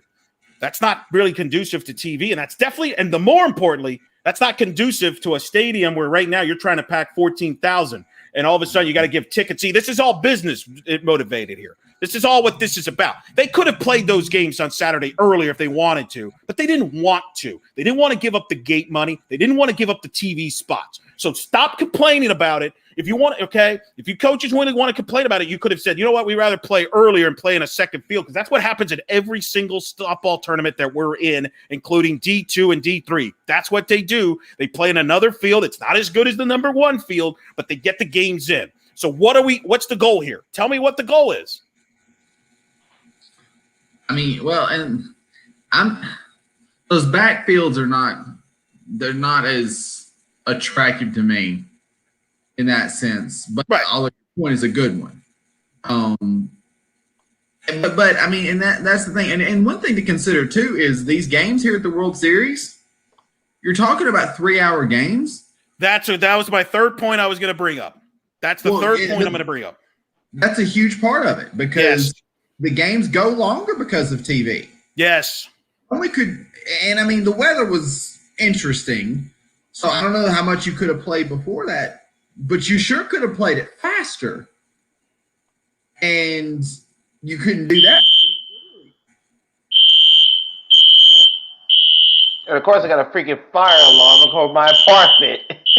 All Vic, right. Is that you? All right. Is that you, Vic? Do you want to like make sure you leave the hotel premise here? I mean, I'm going to check real quick. So I'm going to dip out real quick. This is what the beauty of being on live on YouTube, folks. I figured they were just tired of us. Maybe that was like Oklahoma City complaining about possibly. trying to stop here. Well, thankfully it just turned off, so we're all good now. Wow. Live show, everybody. Told you things Live happen. Look, live YouTube ain't nothing like it, folks. That's kind of funny. But Justin, as you were before, we were so rudely interrupted. Well, and the thing is, we were there until, 2:30 in the morning, Vic, I think is what we came out to. Too freaking long. Yeah. But the thing is, you've got 2.5-minute breaks every half inning. Oh, Ben Gorey's saying, save yourself, Vic. He's concerned. I'll be fine. The alarm is off, and I got proper caffeination. So, all right, but thank you, Ben, for your concern. If me or Justin see smoke behind you, we'll let you know. Maybe. Wow. Wow. Justin with the chair in the back, man. I'll tell you. Yeah, Dean Ambrose to my Seth Rollins. Dean Ambrose to my Roman Reigns. No, Seth Rollins to my Roman. As you were, Justin. As you were. Well, but that's my thing is, and I understand why it happens. Don't get me wrong. I understand that TV has to have the time for the commercials and all that. And I get it. But go ahead, Vic. Save yourself, Victor. Save yourself. Saving myself now. I'll be back. I love it. Oh man, that's a great way. That's a great way to describe this tournament right now. Go ahead. That was tremendous. No. I mean, the thing I'm getting at though is these TV breaks are 2.5 minutes. You Yes. have coaches who are warmed up and have to stand there. You have coaches who have to stand there. And talk to sideline reporters and answer. Yeah, and I understand there's a benefit to all that, and I understand that it has a positive effect, but at the same time, that causes the game to go longer. Yes. If you want to do A, sometimes you have to do B as part of it. It's just kind of how it works sometimes. But there's ways to go get around things. I think you make a great point. Part of the problem, especially Elimination Saturday, to me, the schedule is outdated. It used to be, it worked when softball was played at an hour and a half, 40 minutes. That's not the case anymore. I mean, yes, TV's a part of that. There's more commercials. You know why there's more commercials? Because there's more, advertising because people are interested in the product. Right. That's a good problem. It's a good problem. Let's not make it like we're complaining about it. That's a good problem to have. It's better than no commercials. However, the games do go longer.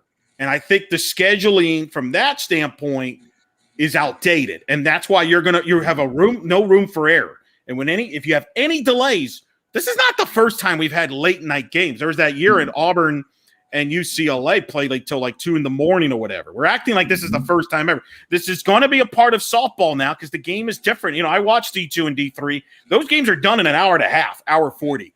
And part of it is, yes, the lack of TV, but part of it is also there's not as many chatters going on. There's not as many hey, come over here. Let's talk strategy at third base for 3 minutes or visiting the pitcher. We just play.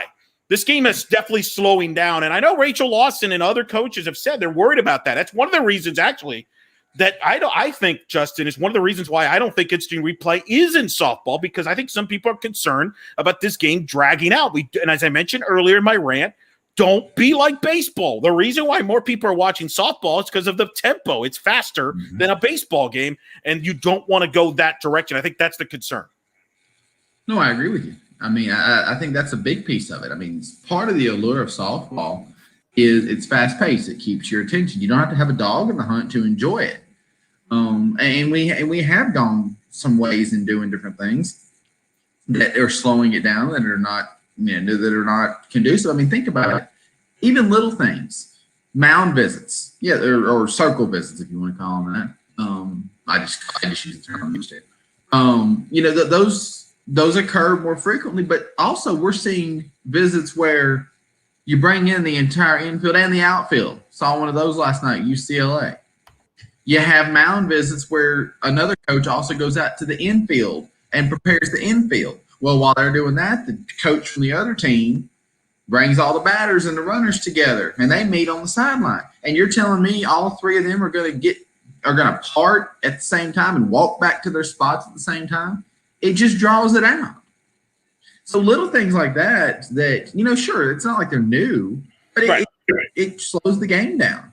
Correct. And that's all my point is. Like this is a contributing factors to where we're at here. And it's not a gender issue. It's not, I know everybody wants to make the NCAA the bad guy, and there's reasons to point. But this is a combination of a lot of things. The game being dragged out longer, TV dragging it out longer. Those play a role into this. And I think that's something that we have to keep in mind. Now, again, I do think there's going to be a tweak to the schedule. I think they're going to add an extra day. That's my guess. And I'm okay with that. I'm fine with it. Kelly writes in, they really need the rules on how many mound visits you get in an inning. I thought we had that. No, they have it per game. Well, they have it, but it's very loose. Like you can kind of get around it. Where like if a certain coach can't. That's what I'm thinking. I'm thinking they're definitely per game, but I'm thinking there's something about the. So I think that's part of it. On there. Jesse writes 42 cameras, though. You can't tell me you couldn't set up some of those on another field just in case. I agree. If you were in an emergency situation, I think you could have if you work on it, but you don't want to work on it. And look, they don't want to give up the gate. They don't want to give up the gate that they would get by moving a game to the other field. Because this has been a problem at tennis sometimes. Tennis matches go long in a tournament. So a lot of times they move a match from a center court to another court. Well, that affects the gate. Because you're advertising a certain player to play in that court, but if he gets moved to another court, you got now all of a sudden that fan could ask for their money back. So I think that is part of the issue here. Well, and part of it too is, okay, so you get to an emergency situation, like let's say last night, like you got Florida State, Oklahoma State waiting to be played. So, okay, so you don't want to start them at 11:50 at night. Okay, so let's say you play them on the backfield. Well, number one, that gives Oklahoma State, and granted, starting that late is not a positive thing, but it gives Oklahoma State less time to rest, which is part of the deal. That's why you have game 1, game 2, game 3, game 4 in a row.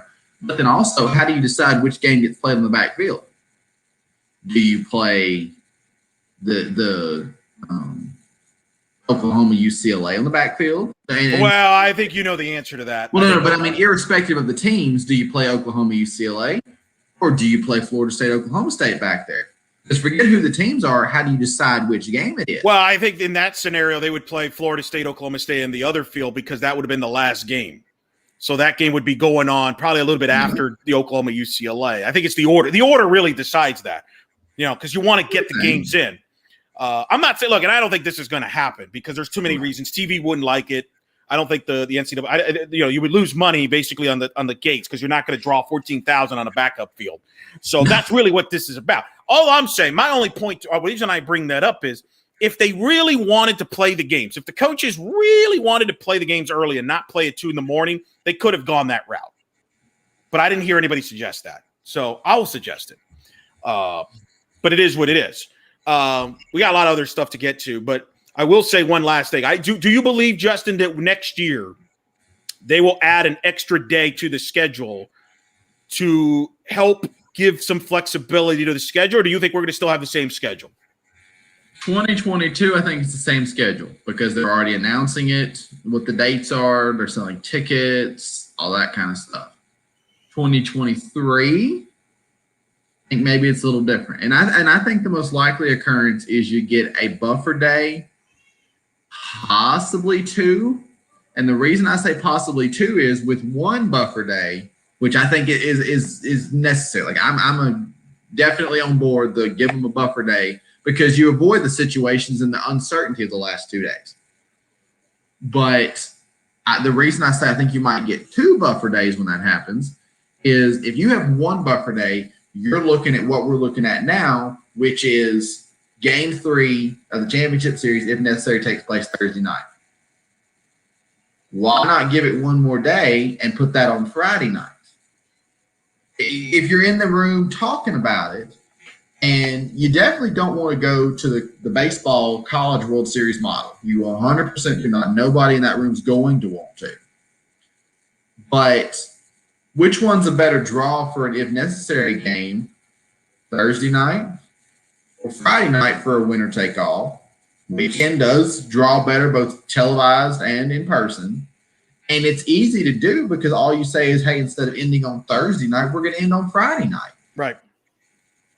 I mean, that's well, and you could build around activities. Like I know we've had Jessica Mendoza on the podcast. One of the ideas she brought up, home run derby. Have a home run derby. College baseball does this. They have a home run derby while they're in Oklahoma City on one of those days where they're off. They record it. They air it later, but they record it on the night. I think it's the night off, the night in between the championship series and the winter, I think.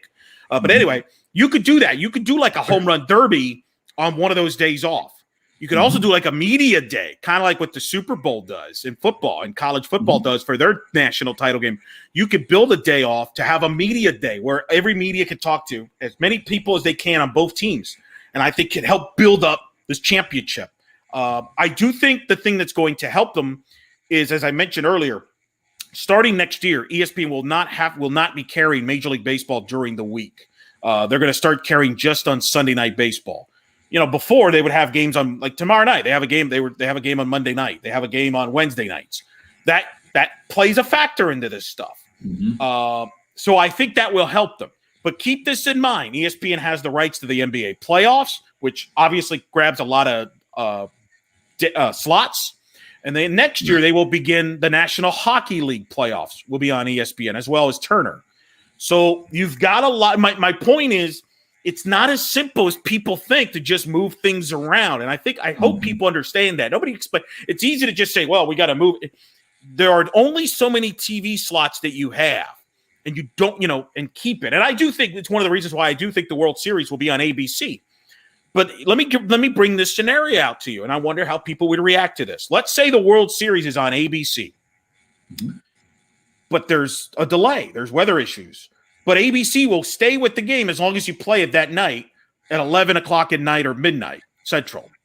But if you decide to push it to the next day, you're going to be on ESPN2. What do? You're going to give up that ABC slot? That's exposure, not just for the sport, not just for the NCAA. It's exposure for that program that's playing in that slot. Is. And I think people forget that. This TV exposure for James Madison, are you kidding me? It's huge. So I think we have to think logically sometimes instead of just throwing stuff against the wall on that. And I'm not saying that, again, you could adjust the schedule, but TV does matter in this. And it's not as simple as moving stuff around. They have a lot of big, important sports properties. The other thing is, I do wonder, the other question is going to be, because, we've brought up baseball. There's been a lot of chatter in baseball about moving their season further back because they can get better TV slots. For example, their regionals right now are basically on ESPN3 because the World Series gets bigger numbers, quite honestly. Softball beats baseball. The thing you got to be, if your softball is, if you want to stretch this out, if you want to go the baseball model, in my opinion, the only way that works is if you push your season further back. Because then you might have extra slots available to pull that off. My issue is if you try to pull that schedule off now, you're not going to get some good TV slots because you're going to go up against the NBA playoffs and the NHL playoffs, and you're not going to win that battle. I'm sorry. You're just not. Oh, Vic has still got the alarm going, Vic. You still got the alarm. Just as I tell you, I think I'm good, the false alarm continues to ring in my hotel room, which is a microcosm of what Justin and I have had to deal with in this Sunday, part 1, part 2 at the ballpark. Very good. So, and I think that's also a sign that they want us to move on to a different subject. So we will do that. Exactly. Yes. All right. Let's get into some of the other subjects. First of all, before we get into the coaching news, Vic, Justin, because we have coaching news. We were waiting to have you on to have coaching news, but I do want to ask you this because it's been a hot topic on the chat boards. I talked to Coach Waters about this. Patrick Murphy not using Montana Fouts, not starting Montana Fouts in this game. Your reaction? I don't know if either of you got the transcript or was at the post game or he got any explanation. But your thoughts on him going with Kilfoy here, because that's been a hot topic here on the chat room. Well, I mean, it made perfect sense to me, honestly. And the thing is, Kilfoyle didn't pitch a bad game. It's not like Kilfoyle, gave up, 5 home runs here. He played a pretty solid game. Oh, my goodness. Oh.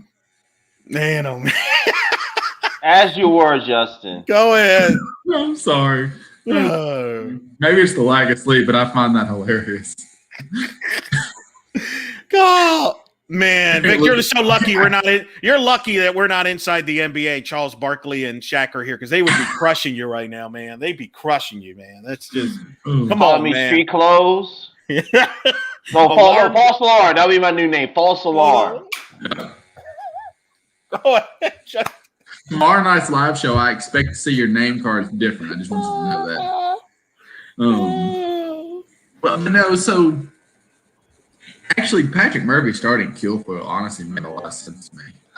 It still makes sense to me, even with the loss, because the one thing you don't want to do with Montana Falcons is you don't want to Jackie Chan her. And what I mean by that is, remember that one year where Jackie Chan threw and threw and threw and threw and threw for Alabama? He really never was completely the same after that because it was just a huge workload. And It's hard to do that. Well, I think with Montana Fouts, you don't want to do that. And that's why I think it's pretty smart of Patrick Murphy because the thing is, you're in a can't-lose situation. So you don't think the change of the schedule affect, like when he started her, I think he was in the back of his mind. Obviously, that was earlier in the day. He thought he would have a second game to play with, worst-case scenario, later that night. Now he doesn't. But you don't think you think he was going to throw Kilfoyle no matter what? It would make sense to me if he was, yeah, because it is worst case scenario, you lose the ball game, you get to go into Sunday night. Oh, by the way, Montana Fouts is in the second. Right. It's literally a can't lose situation on that one. Victor, you have any issues with it?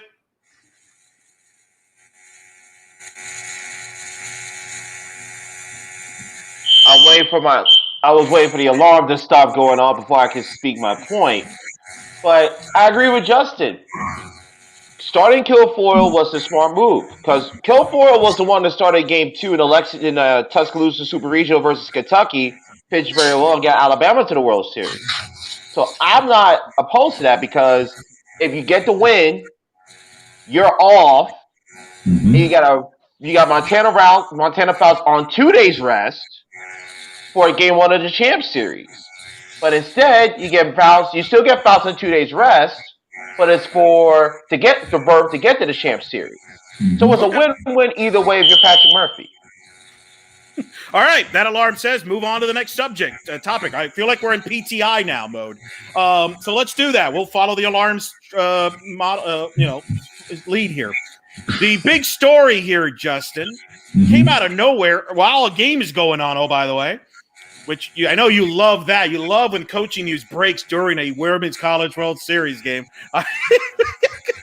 But we had one here as Lou Harris-Champer announces her retirement from Georgia after just getting eliminated on Saturday, a legendary career at Georgia. Justin, your thoughts? What have you heard about this, of this Lou Harris-Champer retirement?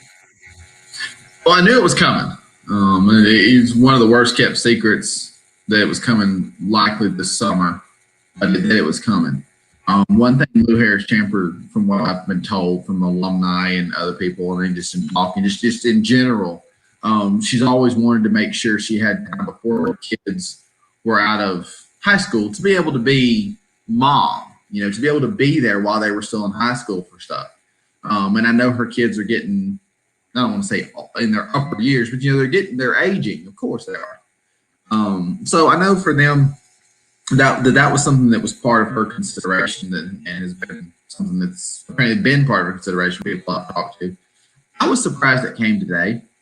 And truth be told, it doesn't surprise me because Lou Harris-Champer is not one who basks in the spotlight. She's similar to a lot of things we've said when we've talked about Mike Kendrick apply to Lou Champer. She doesn't bask in the spotlight. She doesn't crave the attention. She doesn't live in the look at me, look at me, look at me.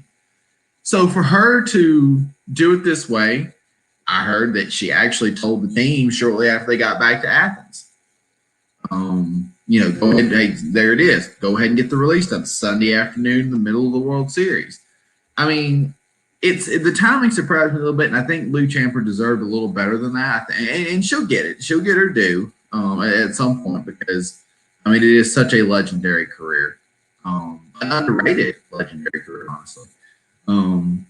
But it's one of those where if I were her and I knew I wanted to go at some point, I wanted to retire, I wanted to be able to have family time, and I knew that time was getting close. I think this is honestly kind of the perfect storm. You get to the World Series, a place nobody really expected you to be, 11th team in the SEC, kind of thing. You make the run that you made, beat who you beat. You beat Duke, you beat Florida, beat each of them multiple times. Get to the World Series. Sure, you're 2 in barbecue, but you're at the friggin' World Series. So one of the last 8 teams in the country you can afford to go to in barbecue and still feel pretty good about yourself.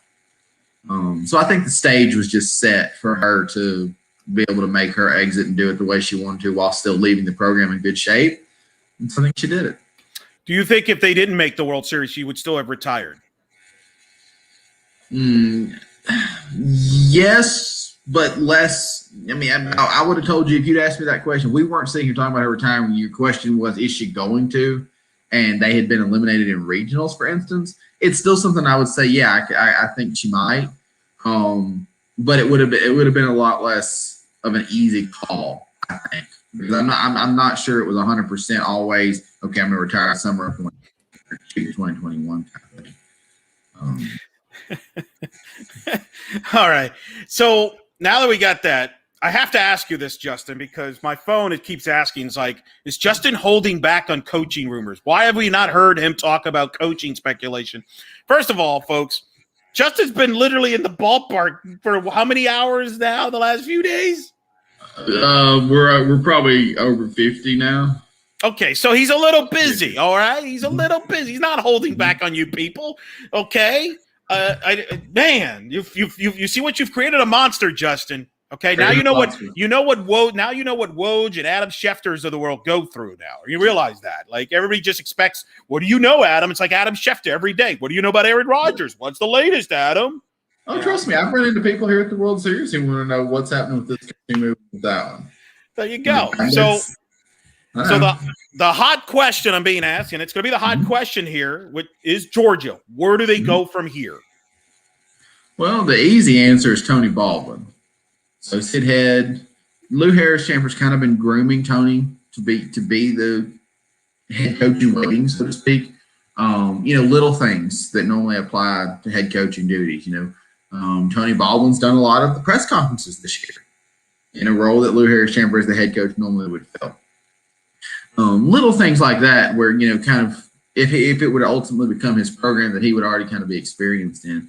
That's the easy answer. And there's a lot of people who think Tony Baldwin will get the head job. He's hung around at Tennessee, at Georgia. I told you it's been a long week. He's kind of paid his dues. He's been there. He's learned the program. He's stuck around. He's interviewed for some head jobs, never taken them. Stayed in Athens. Team's done well. It's not like the team has done badly. And honestly, you look at some of these hitters that we've seen at other teams who have transferred out of Georgia, and you have to remember Tony Baldwin deserves some of that credit for working with those hitters at the beginning of their careers, and for some of them through the majority of before they transferred, at the end kind of thing. So Tony Baldwin's the obvious answer. I'm not convinced he's going to get rubber stamped, though. I think a lot of people think he's going to get rubber stamped. I think Lou Harris-Champer would like Tony Baldwin to get rubber stamped.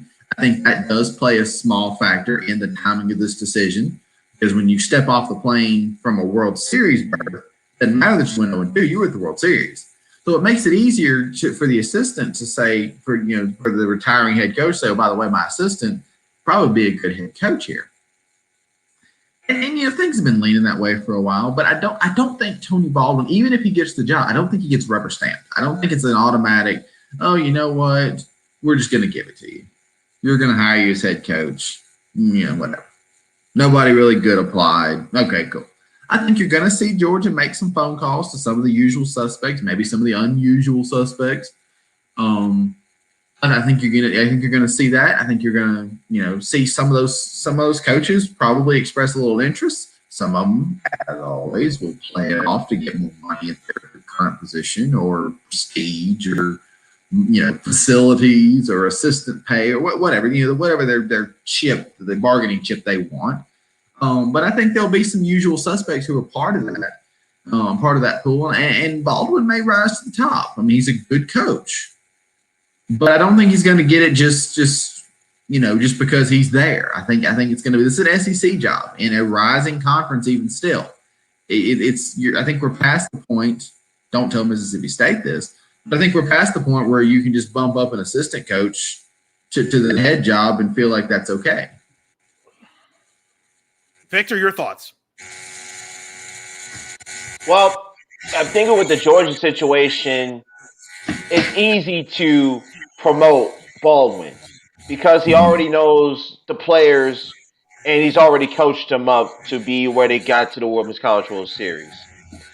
What's going to be interesting to kind of expand on Justin's point is that do they keep it within the Georgia family? Because if you look at Coach Champer's assistant coaching tree, there's not been a lot of fruit on that tree. So if you don't go and make Baldwin the head coach and promote from within, it will be interesting to see who they do contact for that position. Well, and Justin, to Victor's point, there's a head coach out there that used to coach at Georgia that I'm sure his name will be popping up for this job. If it's not Tony Baldwin, that's part of that family, if you will, that they know very well. Whoever could you mean? I don't know what you're talking about. Is that description? Yeah, I used to be a hitting coach there at one point. But truth be told, I don't think I see Jerry Glasgow actually. I mean, yes, he's a good candidate for that job. And yes, he will be on the candidate list that will run on Justin's World of Softball this week. Cheap plug. Yes, absolutely shameless plug. I don't think I see him leaving the Raging Cajuns right now, even for that job. I think combination of two things. Number one, because Baldwin is there, I think maybe it's one of those things where Jerry has that tie, but as the former assistant coach, but Tony's higher than him on the list, so to speak, because he's got the current tie. So I don't think it's just an automatic thing like it might be if, say, Georgia had a couple of third-year assistants kind of thing. Secondly, I mean, you have to talk about the money situation. Louisiana, the Raging Cajuns, they pay well. It's a comfortable position to be in that sense. Georgia, even if it's similar, is not going to be, they're not going to throw the kind of money at you that an LSU could or an A&M. Third thing is, I'm not sure what kind of a move that is for Jerry Glasgow at this point. If you remember when I wrote a piece earlier this year, this is not a shameless plug, it's helpful to the point I'm making. Jerry Glasgow said it that at some point he wants to stop doing the transfer thing and actually be able to have his own players. Well, he's getting to that point where he's finally got Glasgow and the Cajuns have recruits coming in that were recruited by Glasgow and his staff, not a previous staff or whatever. So it's just now getting to the point that Jerry Glasgow has said he wants to be at. And two, it's not a huge step up. Yes, it's the SEC, but by the way, Jerry Glasgow's turned down the SEC twice in the last couple of years. And I'm not sure the job itself and the way everything is and that kind of stuff sets up to be much of a bump. So while I think he's a candidate, I think he's a candidate worth mentioning, I don't know that he actually gets much traction for that job. Actually, I do want to ask a question for both of you guys. If they do promote Baldwin, what do you think this means for Rachel Fico with the success that she's had with that pitching staff, getting them to the World Series in those last two runs? What do you think it will mean for her if Baldwin is promoted to head coach? Does she become now the associate head coach and maintains being the pitching coach? Well, it's funny you mentioned that because we just had her on our podcast, Victor, last episode. You could check that interview out as I interviewed Rachel Fico. See, we can both do cheap plugs here. That's good. I like it. I like that. Thank you. Just coincidental. Look, here's my thoughts on that. I think if Baldwin is promoted, and I think if I was Georgia, that's the route I would go because there's a lot of young talent there you guys saw there. Mm-hmm. They're really set up nicely. They got to find a pitcher. Mary Wilson obviously moves on. The youngster they threw, Courtney Blades' daughter, she's very young. Yeah. But they have talent in the skill position players, which is why I think and now with the transfer portal, if you don't promote a Baldwin, you run the risk of losing some of those talent to the transfer portal, right? So I think that's part of it. But to answer your question, Victor, to me, the sense I've gotten in talking to Coach Fico, and I've talked to Coach Baldwin, we've had them both on the show, and I've talked to Coach Champer. There's a really good cohesiveness there. So I think if Baldwin were to be promoted, I would think that Rachel would get promoted to the number one assistant there. The associate, I don't know how that works. Some people want that, some don't. But I do think Rachel makes sense. We had Rachel, as I mentioned, she plugged on the show last week. One of the things she's excited about is because she's retired as a player, she's going to be on the road traveling, recruiting, which, that's been limited with her. Obviously, last year, nobody recruited traveling. But even before that, she was limited because of her NPF schedule. That's not the case anymore.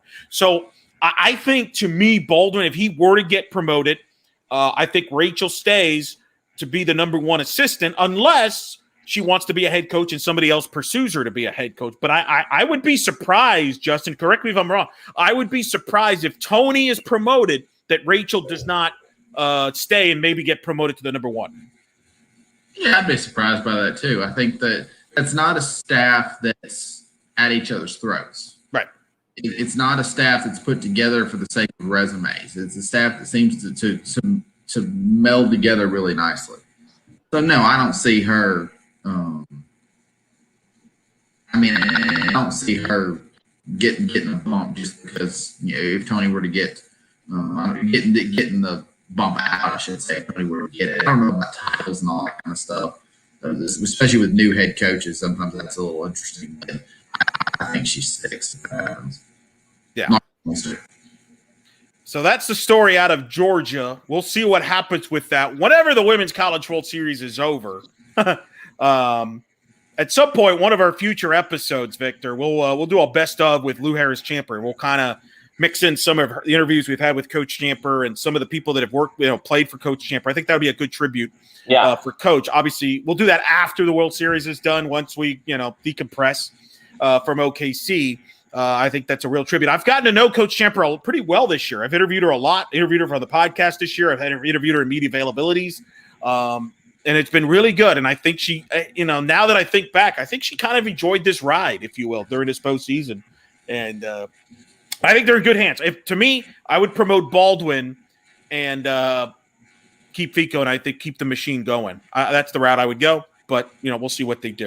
All right, we got questions. People still want more analyzed. All right, so people are asking, could you go into the Florida State-Oklahoma State game a bit more as it didn't receive the analysis it deserved due to the late-night ending? Was anyone surprised that the Cowgirls got bumped like that? Kelly, analysis of yesterday's games and today's games, please. We missed today's games. We had Coach Waters on for that early, but I guess, again, you're in demand, both of you. You're both in demand. Yes. Let's just kind of start with the Oklahoma State. I was not surprised. The only thing that surprised me was that Carrie Eberle did not start that game. Were any of you surprised by that? No. Again, Justin's pointing no. Why? You just felt that they needed the extra arms?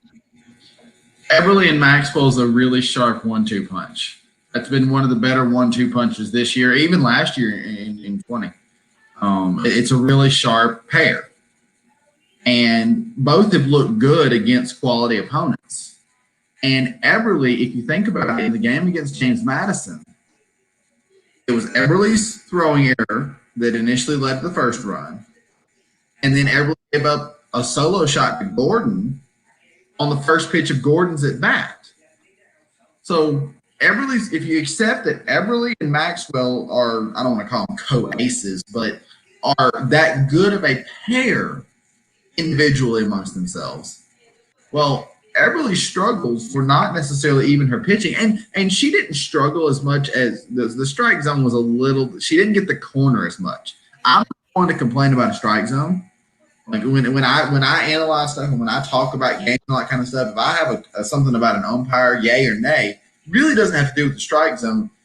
If the strike zone is consistent, strike zone might be off, and I might say it's off, but if the strike zone is consistent toward the end of the game, batters and pitchers and pitching coaches and whoever else have to learn to adapt to the strike zone that they're being given. By about the third inning, you got to know, as long as it's consistent. But Everly struggled a little bit because she was not getting that corner. So, but it was her throwing error that led to the run. She gave the solo home run in that run. I think Oklahoma State needed their best out there. They needed their best effort. But I think also they needed a little bit of a refresh. And I think Everly needed a little bit of a break. You know, she came in, and I think Kenny Gajewski's plan all along was for Everly to pitch. I don't think it was going to be one of those where Maxwell went 7 innings unless maybe she had a no-hitter going at that point. Why would you throw Everly? But I think as long as it wasn't just something like that, I think he was always going to throw Everly. But to me, starting Maxwell wasn't an issue. And to answer the question, I see there, it didn't surprise me as much that the Cowgirls got bumped. It didn't surprise me. It's one of those where there were some good teams here, and before the series, I don't know that I would have told you that James Madison was one of the best teams here, based on a lot of factors. But I don't know that I would have said it. It would look pretty silly if I didn't say that kind of thing. But I don't know that I would have said that. Oklahoma State I would have put in that category. When Oklahoma got beaten on day one, I thought Oklahoma State might be the championship favorite if they won on Friday night.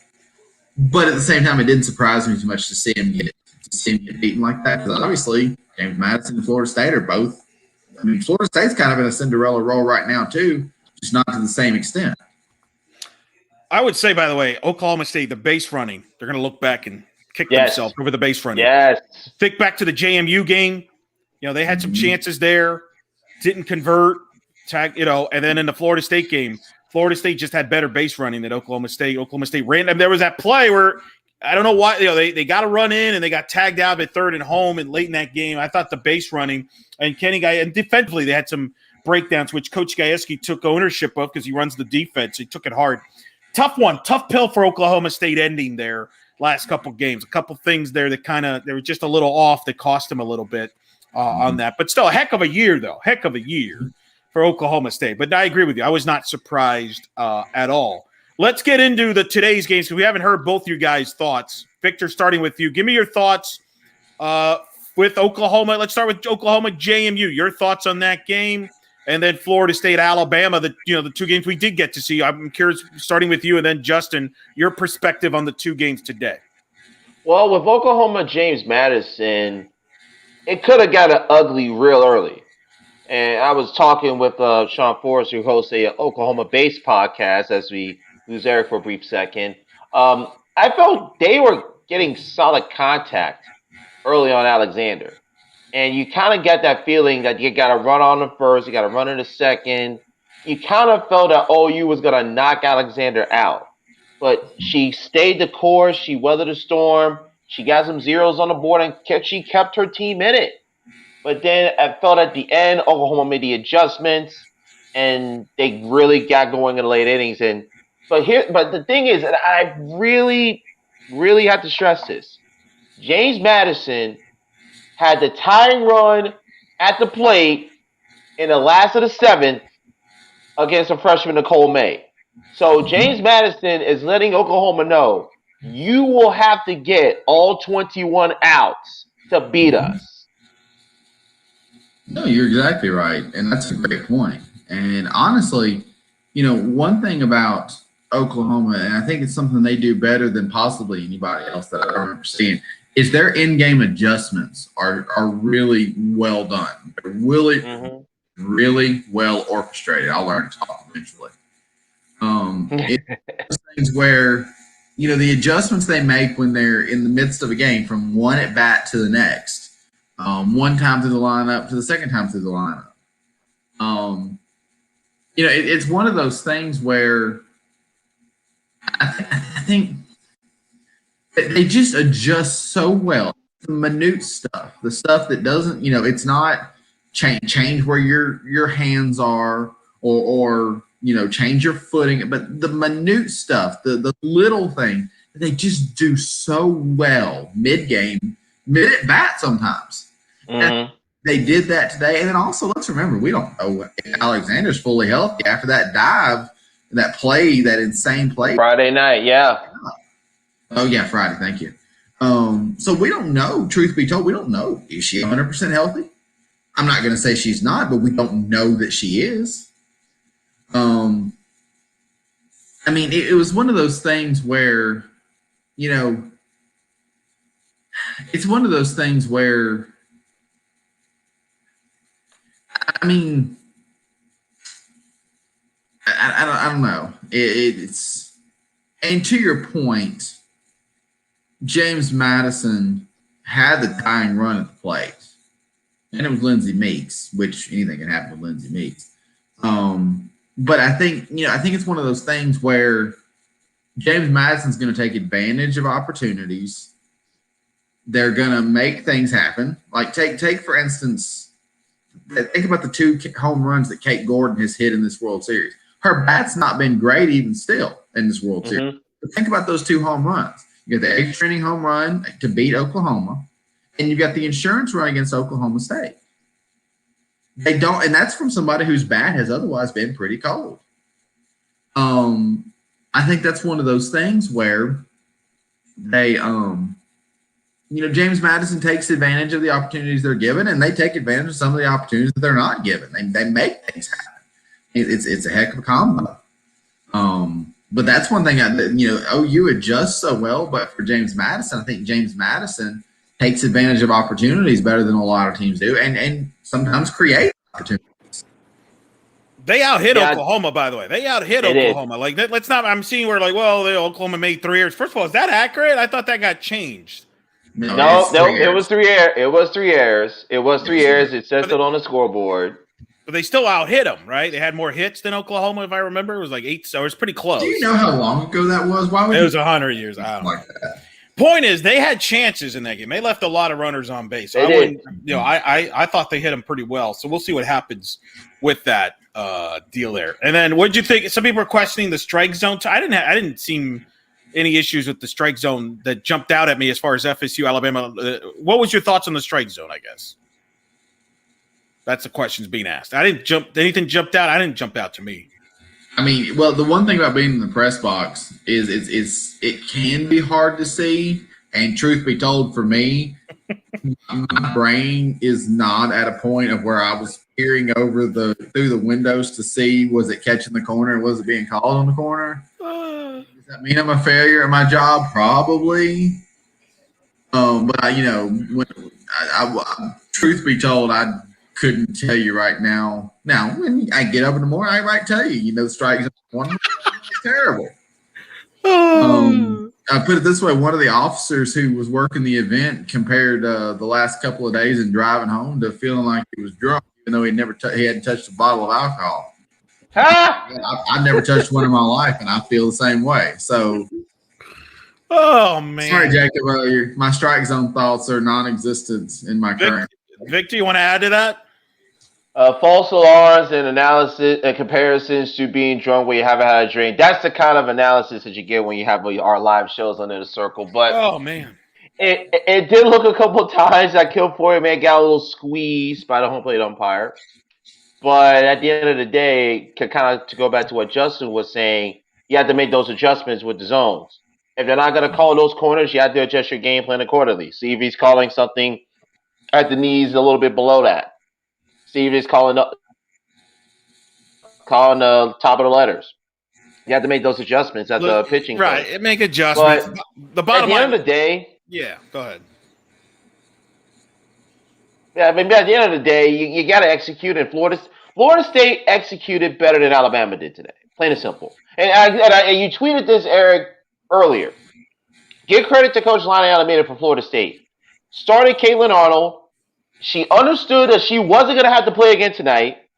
Pulls Arnold, puts Sandercock in. She shuts down Alabama. And take out Bailey Hemphill.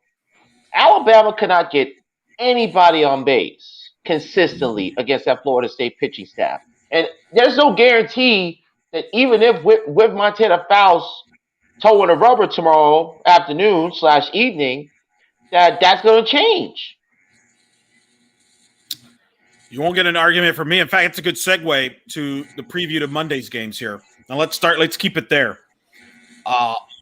It looked to me, from Lonnie's perspective, they're going to make sure Bailey Hemphill doesn't beat him. Mm-hmm. And to me, one of the keys is who, other than Bailey Hemphill, could step up for Alabama on Monday night. To me, that's key. I'm expecting Fouts to pitch. I think it's going to be a low-scoring game. Who, other than Bailey Hemphill, can step up for Alabama? They have the ability to do it. Obviously, they did it against UCLA, but I don't believe Lonnie Alameda, if she can help it, she will make sure that Bailey Hemphill does not beat her. So the question becomes to you boys, who do you think can be that player for Alabama as we look at this, kind of your thoughts on this game here tomorrow night? I'll go first. The thing to me is if you are not going to let Bailey Hemphill beat you, I think there's also the question of what part of Alabama's game are you going to allow them to run in order to not let Hemphill beat you? Because Hemphill, we know what she is.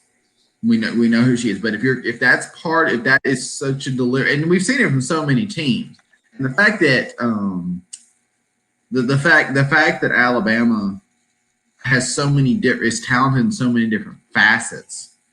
They have speed, they have power, they can get on base. I mean, you think back to that run rule win over LSU. How many home runs they hit? 2, 3, scored 12, 13 runs, and I love my home runs. You know what I'm saying is they can play the small ball game. They can get on base. For me, if you're gonna not let Hemphill beat you, Kaylee Tow's the easy one. I think freshmen come in and all that, but I think Kaylee Tow is the one because she's incredibly cool under pressure. She's very clutch at plate. Doesn't really get nervous, and has come in handy for Alabama more times than I can count on one hand. And I think if you're not gonna let Hemphill beat you, I think Tow is right there. Not just because she's behind in the lineup, although that's part of it too. I think Tow's skill set is the one best suited to pick up that mantle right away and just roll. Because Tow, I'm telling you, there's plenty of games where even though Hemphill hits balls a mile, there's plenty of games where I'm not sure I wouldn't rather pitch to Hemphill than I would Tow, just because of the way they swing the bat. So I think Tow's the easy answer to the specific question. I think for me, it's going to be someone who has another name. I think it's going to be KB Sides, who hits behind Tow in the lineup. Because if you're going to pitch around Bailey Hemphill like you're suggesting, Justin, and you know Kaylee Tow is going to be hitting behind her trying to get herself going, then KB Sides is going to be the one that's going to have to step up because if Hemphill's already on base and Tow walks, you got 2 on, and KB Sides is going to have to do the job for Alabama. So I think it's going to be KB. It's going to be that part of the lineup with Tow and Sides. That's going to dictate how Alabama will play. And with the way they got shut down by Florida State today, and they're going to likely be the home team tomorrow in that elimination game, there's going to be pressure on Alabama to get on the board early on. By the way, if you watched our live show on Saturday night, it was actually Saturday night. Elisa Goller was our guest. She mentioned Tow as being the key X factor there. So I'm going to go with Coach Goller on that. So for those of you, by the way, if you want more in-depth breakdown of the Saturday games, the early games on Saturday, go watch that episode. Because, well, Justin and Vic's mind are fried right now. It's rightfully so. Because so we're not, but I do think Tow is the factor there. And I think for Florida State, I mentioned this with Coach Waters earlier today. They're going to try to put pressure on Alabama's defense. I think you're going to see some bunts early against Fouts. I think they're going to try to put some pressure on the Alabama defense, get on base, and use their speed to scratch out a run and win with pitching and defense. That's going to be valid as well. We'll see. We'll see what happens with that. I think Danny Morgan's obviously been a big part of their success. So I see what happens with that. Vic, we got some noise coming from your area there. What's going on over there? It's an adventurous night, and Vic's he doesn't know what it is. Is that you, Justin? Could that be you? Or is that it's not me? I don't know where that voice is coming from. All right. Your guess is as good as mine, sir. Let me see here. All right, so let's quickly kind of talk about Oklahoma And JMU, what do you think is the X factors in that game tomorrow? Starting with you, Vic.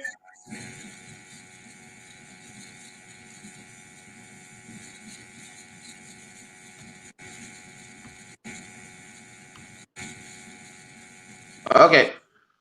There you go. Well, I think for JMU, it kind of goes back to what I talked about yesterday. You have to get off to an early start. They can't fall behind against Oklahoma and play catch up. They have to jump on them first. You can't fall behind 2-0, 3-0, and get that OU crowd rolling. Because they were loud Thursday. They were loud on Saturday night. That's the loudest I've heard that Oklahoma crowd. And Justin, you've been to the Women's College World Series more than I have.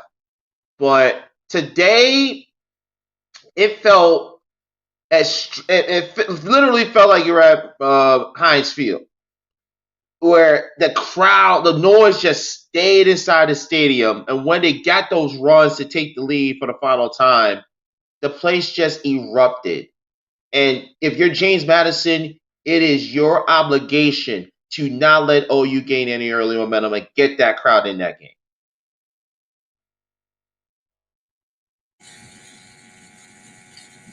Yeah, I mean, for me, I think honestly Alexander is the easy answer, but I think that's also going to be what determines this game tomorrow. Because, you made the point, Vic, and I agree with you then, and I agree with you now, that, JMU had the tying run at the plate.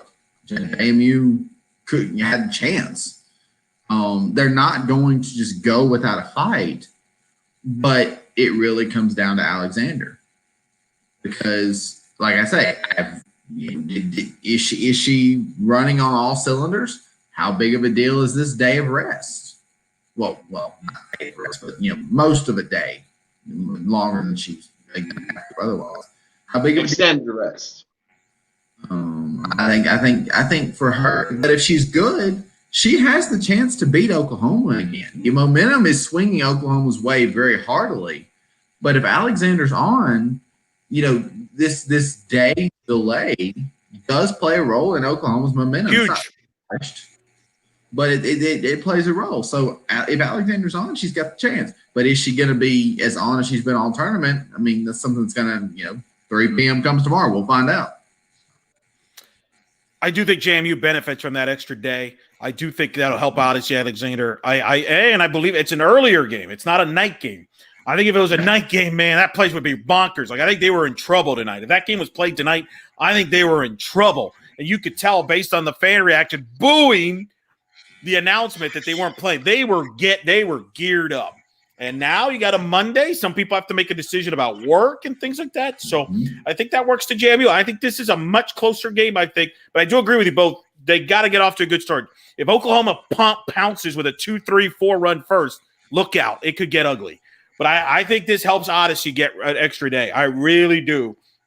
And I think it's going to be a very fascinating situation there. So we'll see. Question from Austin Silva tuning in. Going into today, I thought Alabama was the best chance to beat Oklahoma. After today's loss, do y'all think Alabama doesn't look as impressive? I don't want to turn into – I feel like we do this. This is Victor. We cover a lot of different sports. We do this in football, right? Every week. We just nitpick every team. If a team doesn't look as good on a given week, what's wrong with it? Maybe they're not as good as we thought. I don't want to. I think that's you're gonna. This is a very competitive field. You're at the point now where you're down to 4 teams. To me, I wouldn't read Alabama is not as good because they lost to Florida State. This is heavyweight stuff here going on. I would not come to that conclusion. And let's give credit to Florida State. Florida State played a better game today than Alabama. And as a result, they deserve to win. Sandercock and Arnold pitched better than Kilfoyle today. That's just plain and simple. And Florida State executed when they had clutch situations in Alabama. Now, Alabama can turn right back around because he had Montana Fouts, and she can put on another stellar performance, and they can get the offense clicking, and it'll be Alabama advances to the Champ Series. So let's not make quick and harsh conclusions after one performance today, because they're going to see each other tomorrow. They're going to make necessary adjustments. But let's remember, Lonnie Alameda is no stranger to bowing out of the losers bracket in Oklahoma City. That's how she won her national title in 2018. Lost the first game to UCLA. Won twice on elimination Saturday. Beat UCLA twice on Sunday. Well, I remember that famous home run by Elizabeth Mason that put her on the map. Destroyed UCLA in the second game. And then you had the catch from Jesse Warren in game 1 of the Champ Series. And then he beat Washington to take home the national title. So they know. So she knows what it's like to be in this situation. And just like all the pressure is going to be on Oklahoma in that first game, all the pressure is going to be on Alabama and Montana Fouls in that second game. Because you let Florida State jump on early. And I hate repeating this, but there's only been one time in this Women's College World Series where a team has scored first and not won. The team that did that was Florida State. Yeah, they're the ones that can do it. And look, fair or not, and I know, Justin, you agree with Patrick Murphy's decision. Coach Waters did not. If they lose to Florida State, they're going to question why they didn't throw Fouts on Sunday. Because you had, some people are going to say you had a chance to knock him out there. You didn't. Now, if Fouts wins Monday night, nobody cares, right? But that question will be brought up. If they lose on Monday, should they have gone with Fouts on Sunday? What do you guys think? Victor, you've been pretty good at this. Give me your prediction. Who's in the circle in both games? Well, I think for Alabama is going to be Fouts, no question. And if I'm Florida State, I stick with the same formula. Start Kaylin Arnold, and then if she gets into any sort of trouble, bring in Sandercock. Justin? I mean, starting Fouts is as easy as it gets of a decision. For Florida State, I mean, truth be told, I'd probably start Sandercock because it's probably going to be, you want to give it the chance of being a 1-0 game. I mean, you're looking at that being what you might be looking. So you want to make sure you can go toe to toe. Arnold pitched well today, and the fact of the matter is, to that same point, Alabama's bats have struggled mightily at times during the season. I saw a comment earlier. Maddie Morgan she's been the main consistent one in the World Series. Mm-hmm. That's not one of your big name stars. But it's one of those where I think if you're Florida State, you're going to get Fouts. I think you have to go power versus power, which is Sandercock, and just hope you turn out on the right end of a 1-0, 2-0, 2-1 ball game. Well, and Sandercock has been phenomenal. It's a rising. That's a star in the making. Kind of under the radar. We focus on Fouts and Alexander, rightfully so, but I think Sandercock.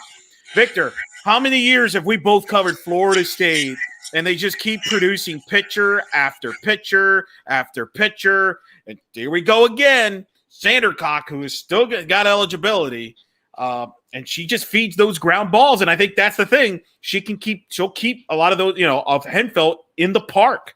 Yep.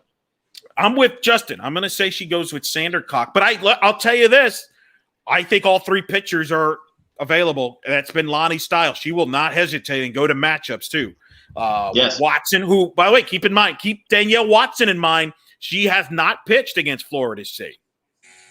Against Alabama, you mean? That's right, Alabama. So I think she could be a big wild card in this game. And I think Alabama needs to be strong defensively because I think Florida State's going to put pressure on them with some early small ball. Just look for that.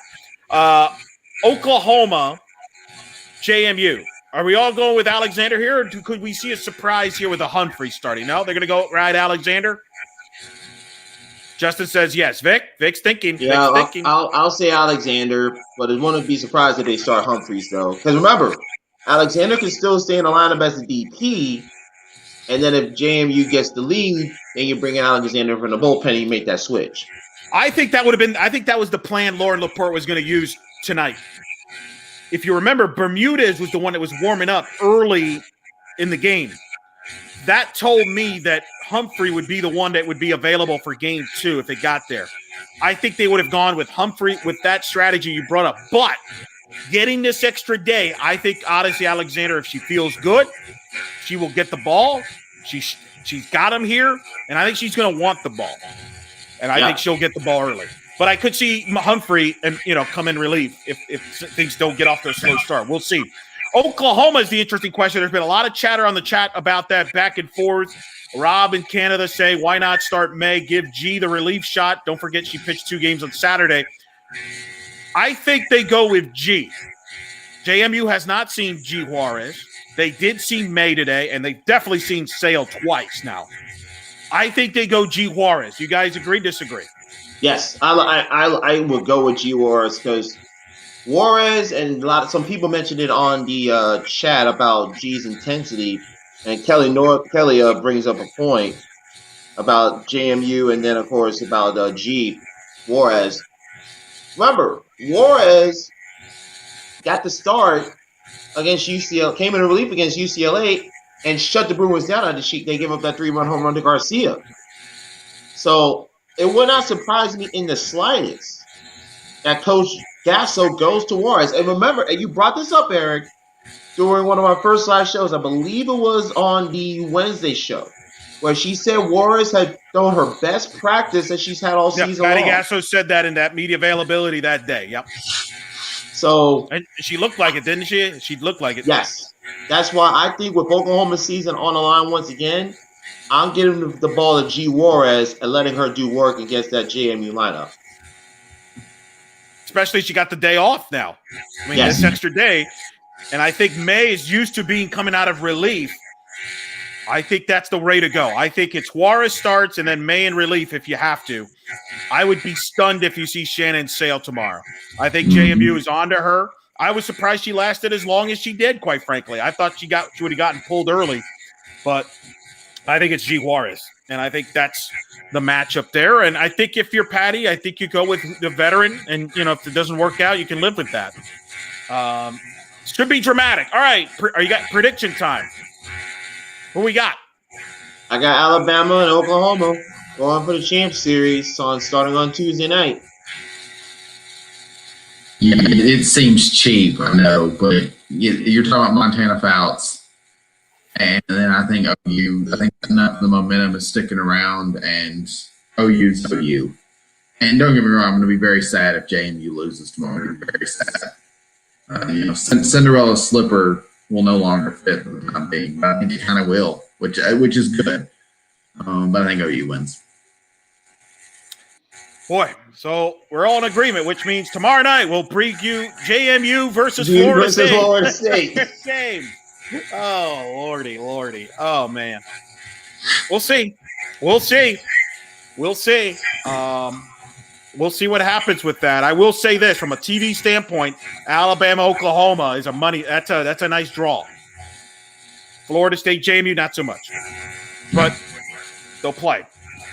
OU is OU, Mr. They're quoting you now, Justin. Fabric 86 quoting you. Yes, I mean, OU is Mr. McLeod. What can I say? I'm just a wordsmith sometimes. All right, yes, some of those words not suitable for air, as I learned playing with Justin this week. Kelly says she wouldn't be surprised if Florida State wins. Neither would I, especially if we're all picking Alabama. I definitely wouldn't be surprised. Florida State has won 7 straight elimination games going back to 2018. Wow. Well, and the thing to remember is Fouts is not going to give up a lot of runs. But if Alabama's offense does what Alabama's offense did tonight, they're in trouble. You have 1 or 2. And even for a pitcher as good as Fouts, that's not unreasonable. So it wouldn't surprise me either. Should be fascinating, boys. At least you get to sleep in tomorrow, right? Yes. Justin says no. Oh. Justin's got more coaching rumors to write about, I think. He's got, right? Justin, what do you got planned on your site? What do we got? Well, I mean, so today in the midst of World Series stuff, got a lot of coaches and some others to talk about Lou Harris Chamber. So we're going to run a nice tribute piece to her tomorrow. Not tribute. She retired. She's not deceased. But, so just some people who appreciate her and all that kind of stuff. So put a nice piece about that one up. We're going to have a candidate list for Georgia's coming out, all the normal World Series stuff, and a nice little crop of features that I'm very happy about. Some pretty cool people who get to profile, and some guys and gals that I think have pretty good stories, and hopefully we do a good job of telling them. So lots of good stuff, lots of UGA stuff, lots of World Series stuff. Lots of softball. Lots of softball. Jesse James asking, has there been any more smoke to the Women's College World Series maybe getting picked up by ABC, the Champ Series? No, I haven't. Granted, with the schedule change now, you never know. That could open up some windows. But no, the only smoke apparently is from the hotel that Vic's in with the alarms. That's been the only smoke. Allegedly. Alleged smoke. But no, we have not. It turns out it was a false alarm. What can I say?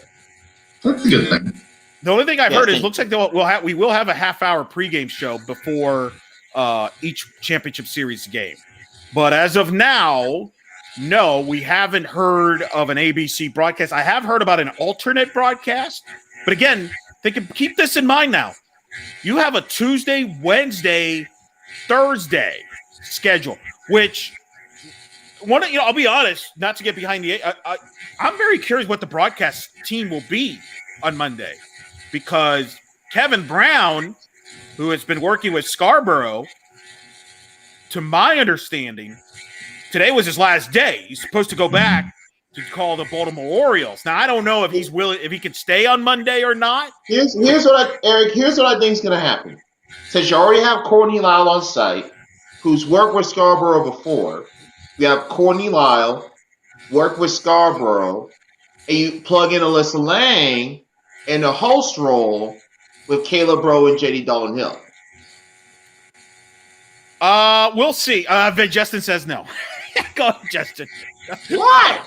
What are you suggesting, sir? You're overthinking it too much. It's going to be Moe and Smith, Mendoza and Rowe, and they're going to call both games, and we're going to be glad the TV is muted 90% of the time. Send your tweets to @JustFactsMa'am on Twitter. Don't get me wrong. Beth Mowins, I enjoy her broadcasting a lot. Generally, I like Smith and Mendoza. This week has not been their best week. It has not.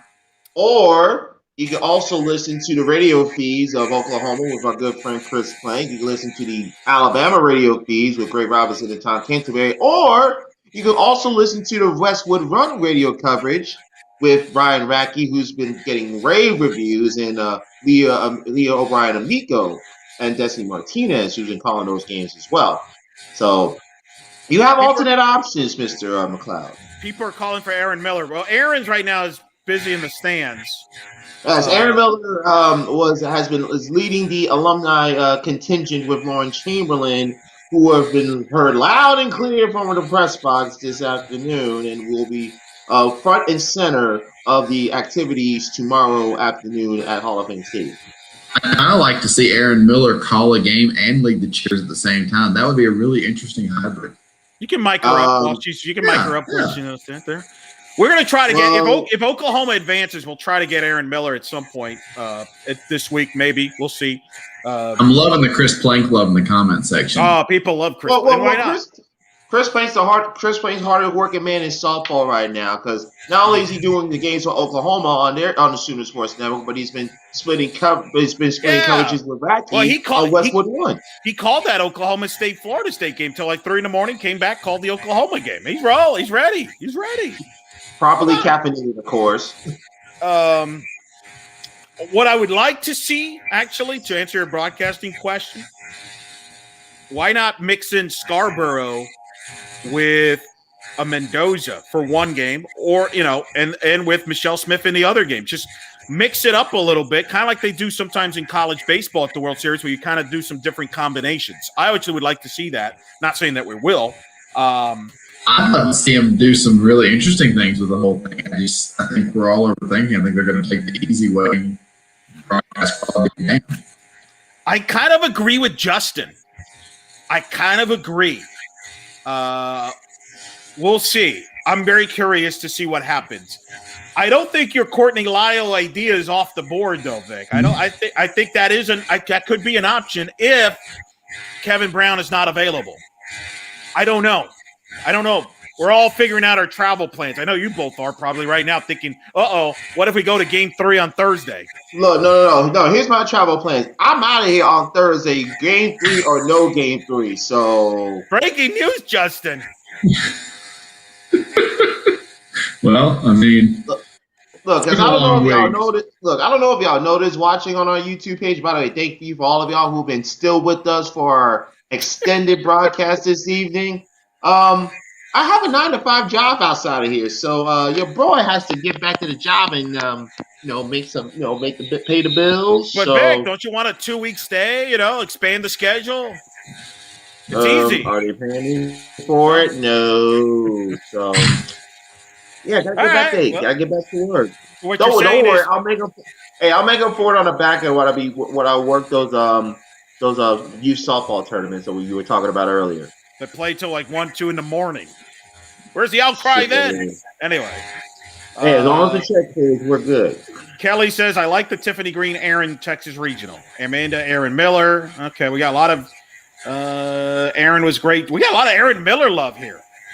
Eric, you know what you need to do then. Justin's the one with the connections, not me when it comes to Aaron Miller. He's the one with the Look, as people have been texting me. Look, I don't care if you have to talk to the athletic director himself, Joe Castiglione. Get Aaron Miller on this freaking show. I passed Joe Castiglione today in the hallway. Looked like a nice guy. Well, you know what you got to do then, brother. Oh, my God. All right, guys, we're going to wrap this up. It's midnight. And Victor still has to record. We still got to do a podcast that's going to come out Monday. Victor, tell the audience what coming up in the podcast Monday.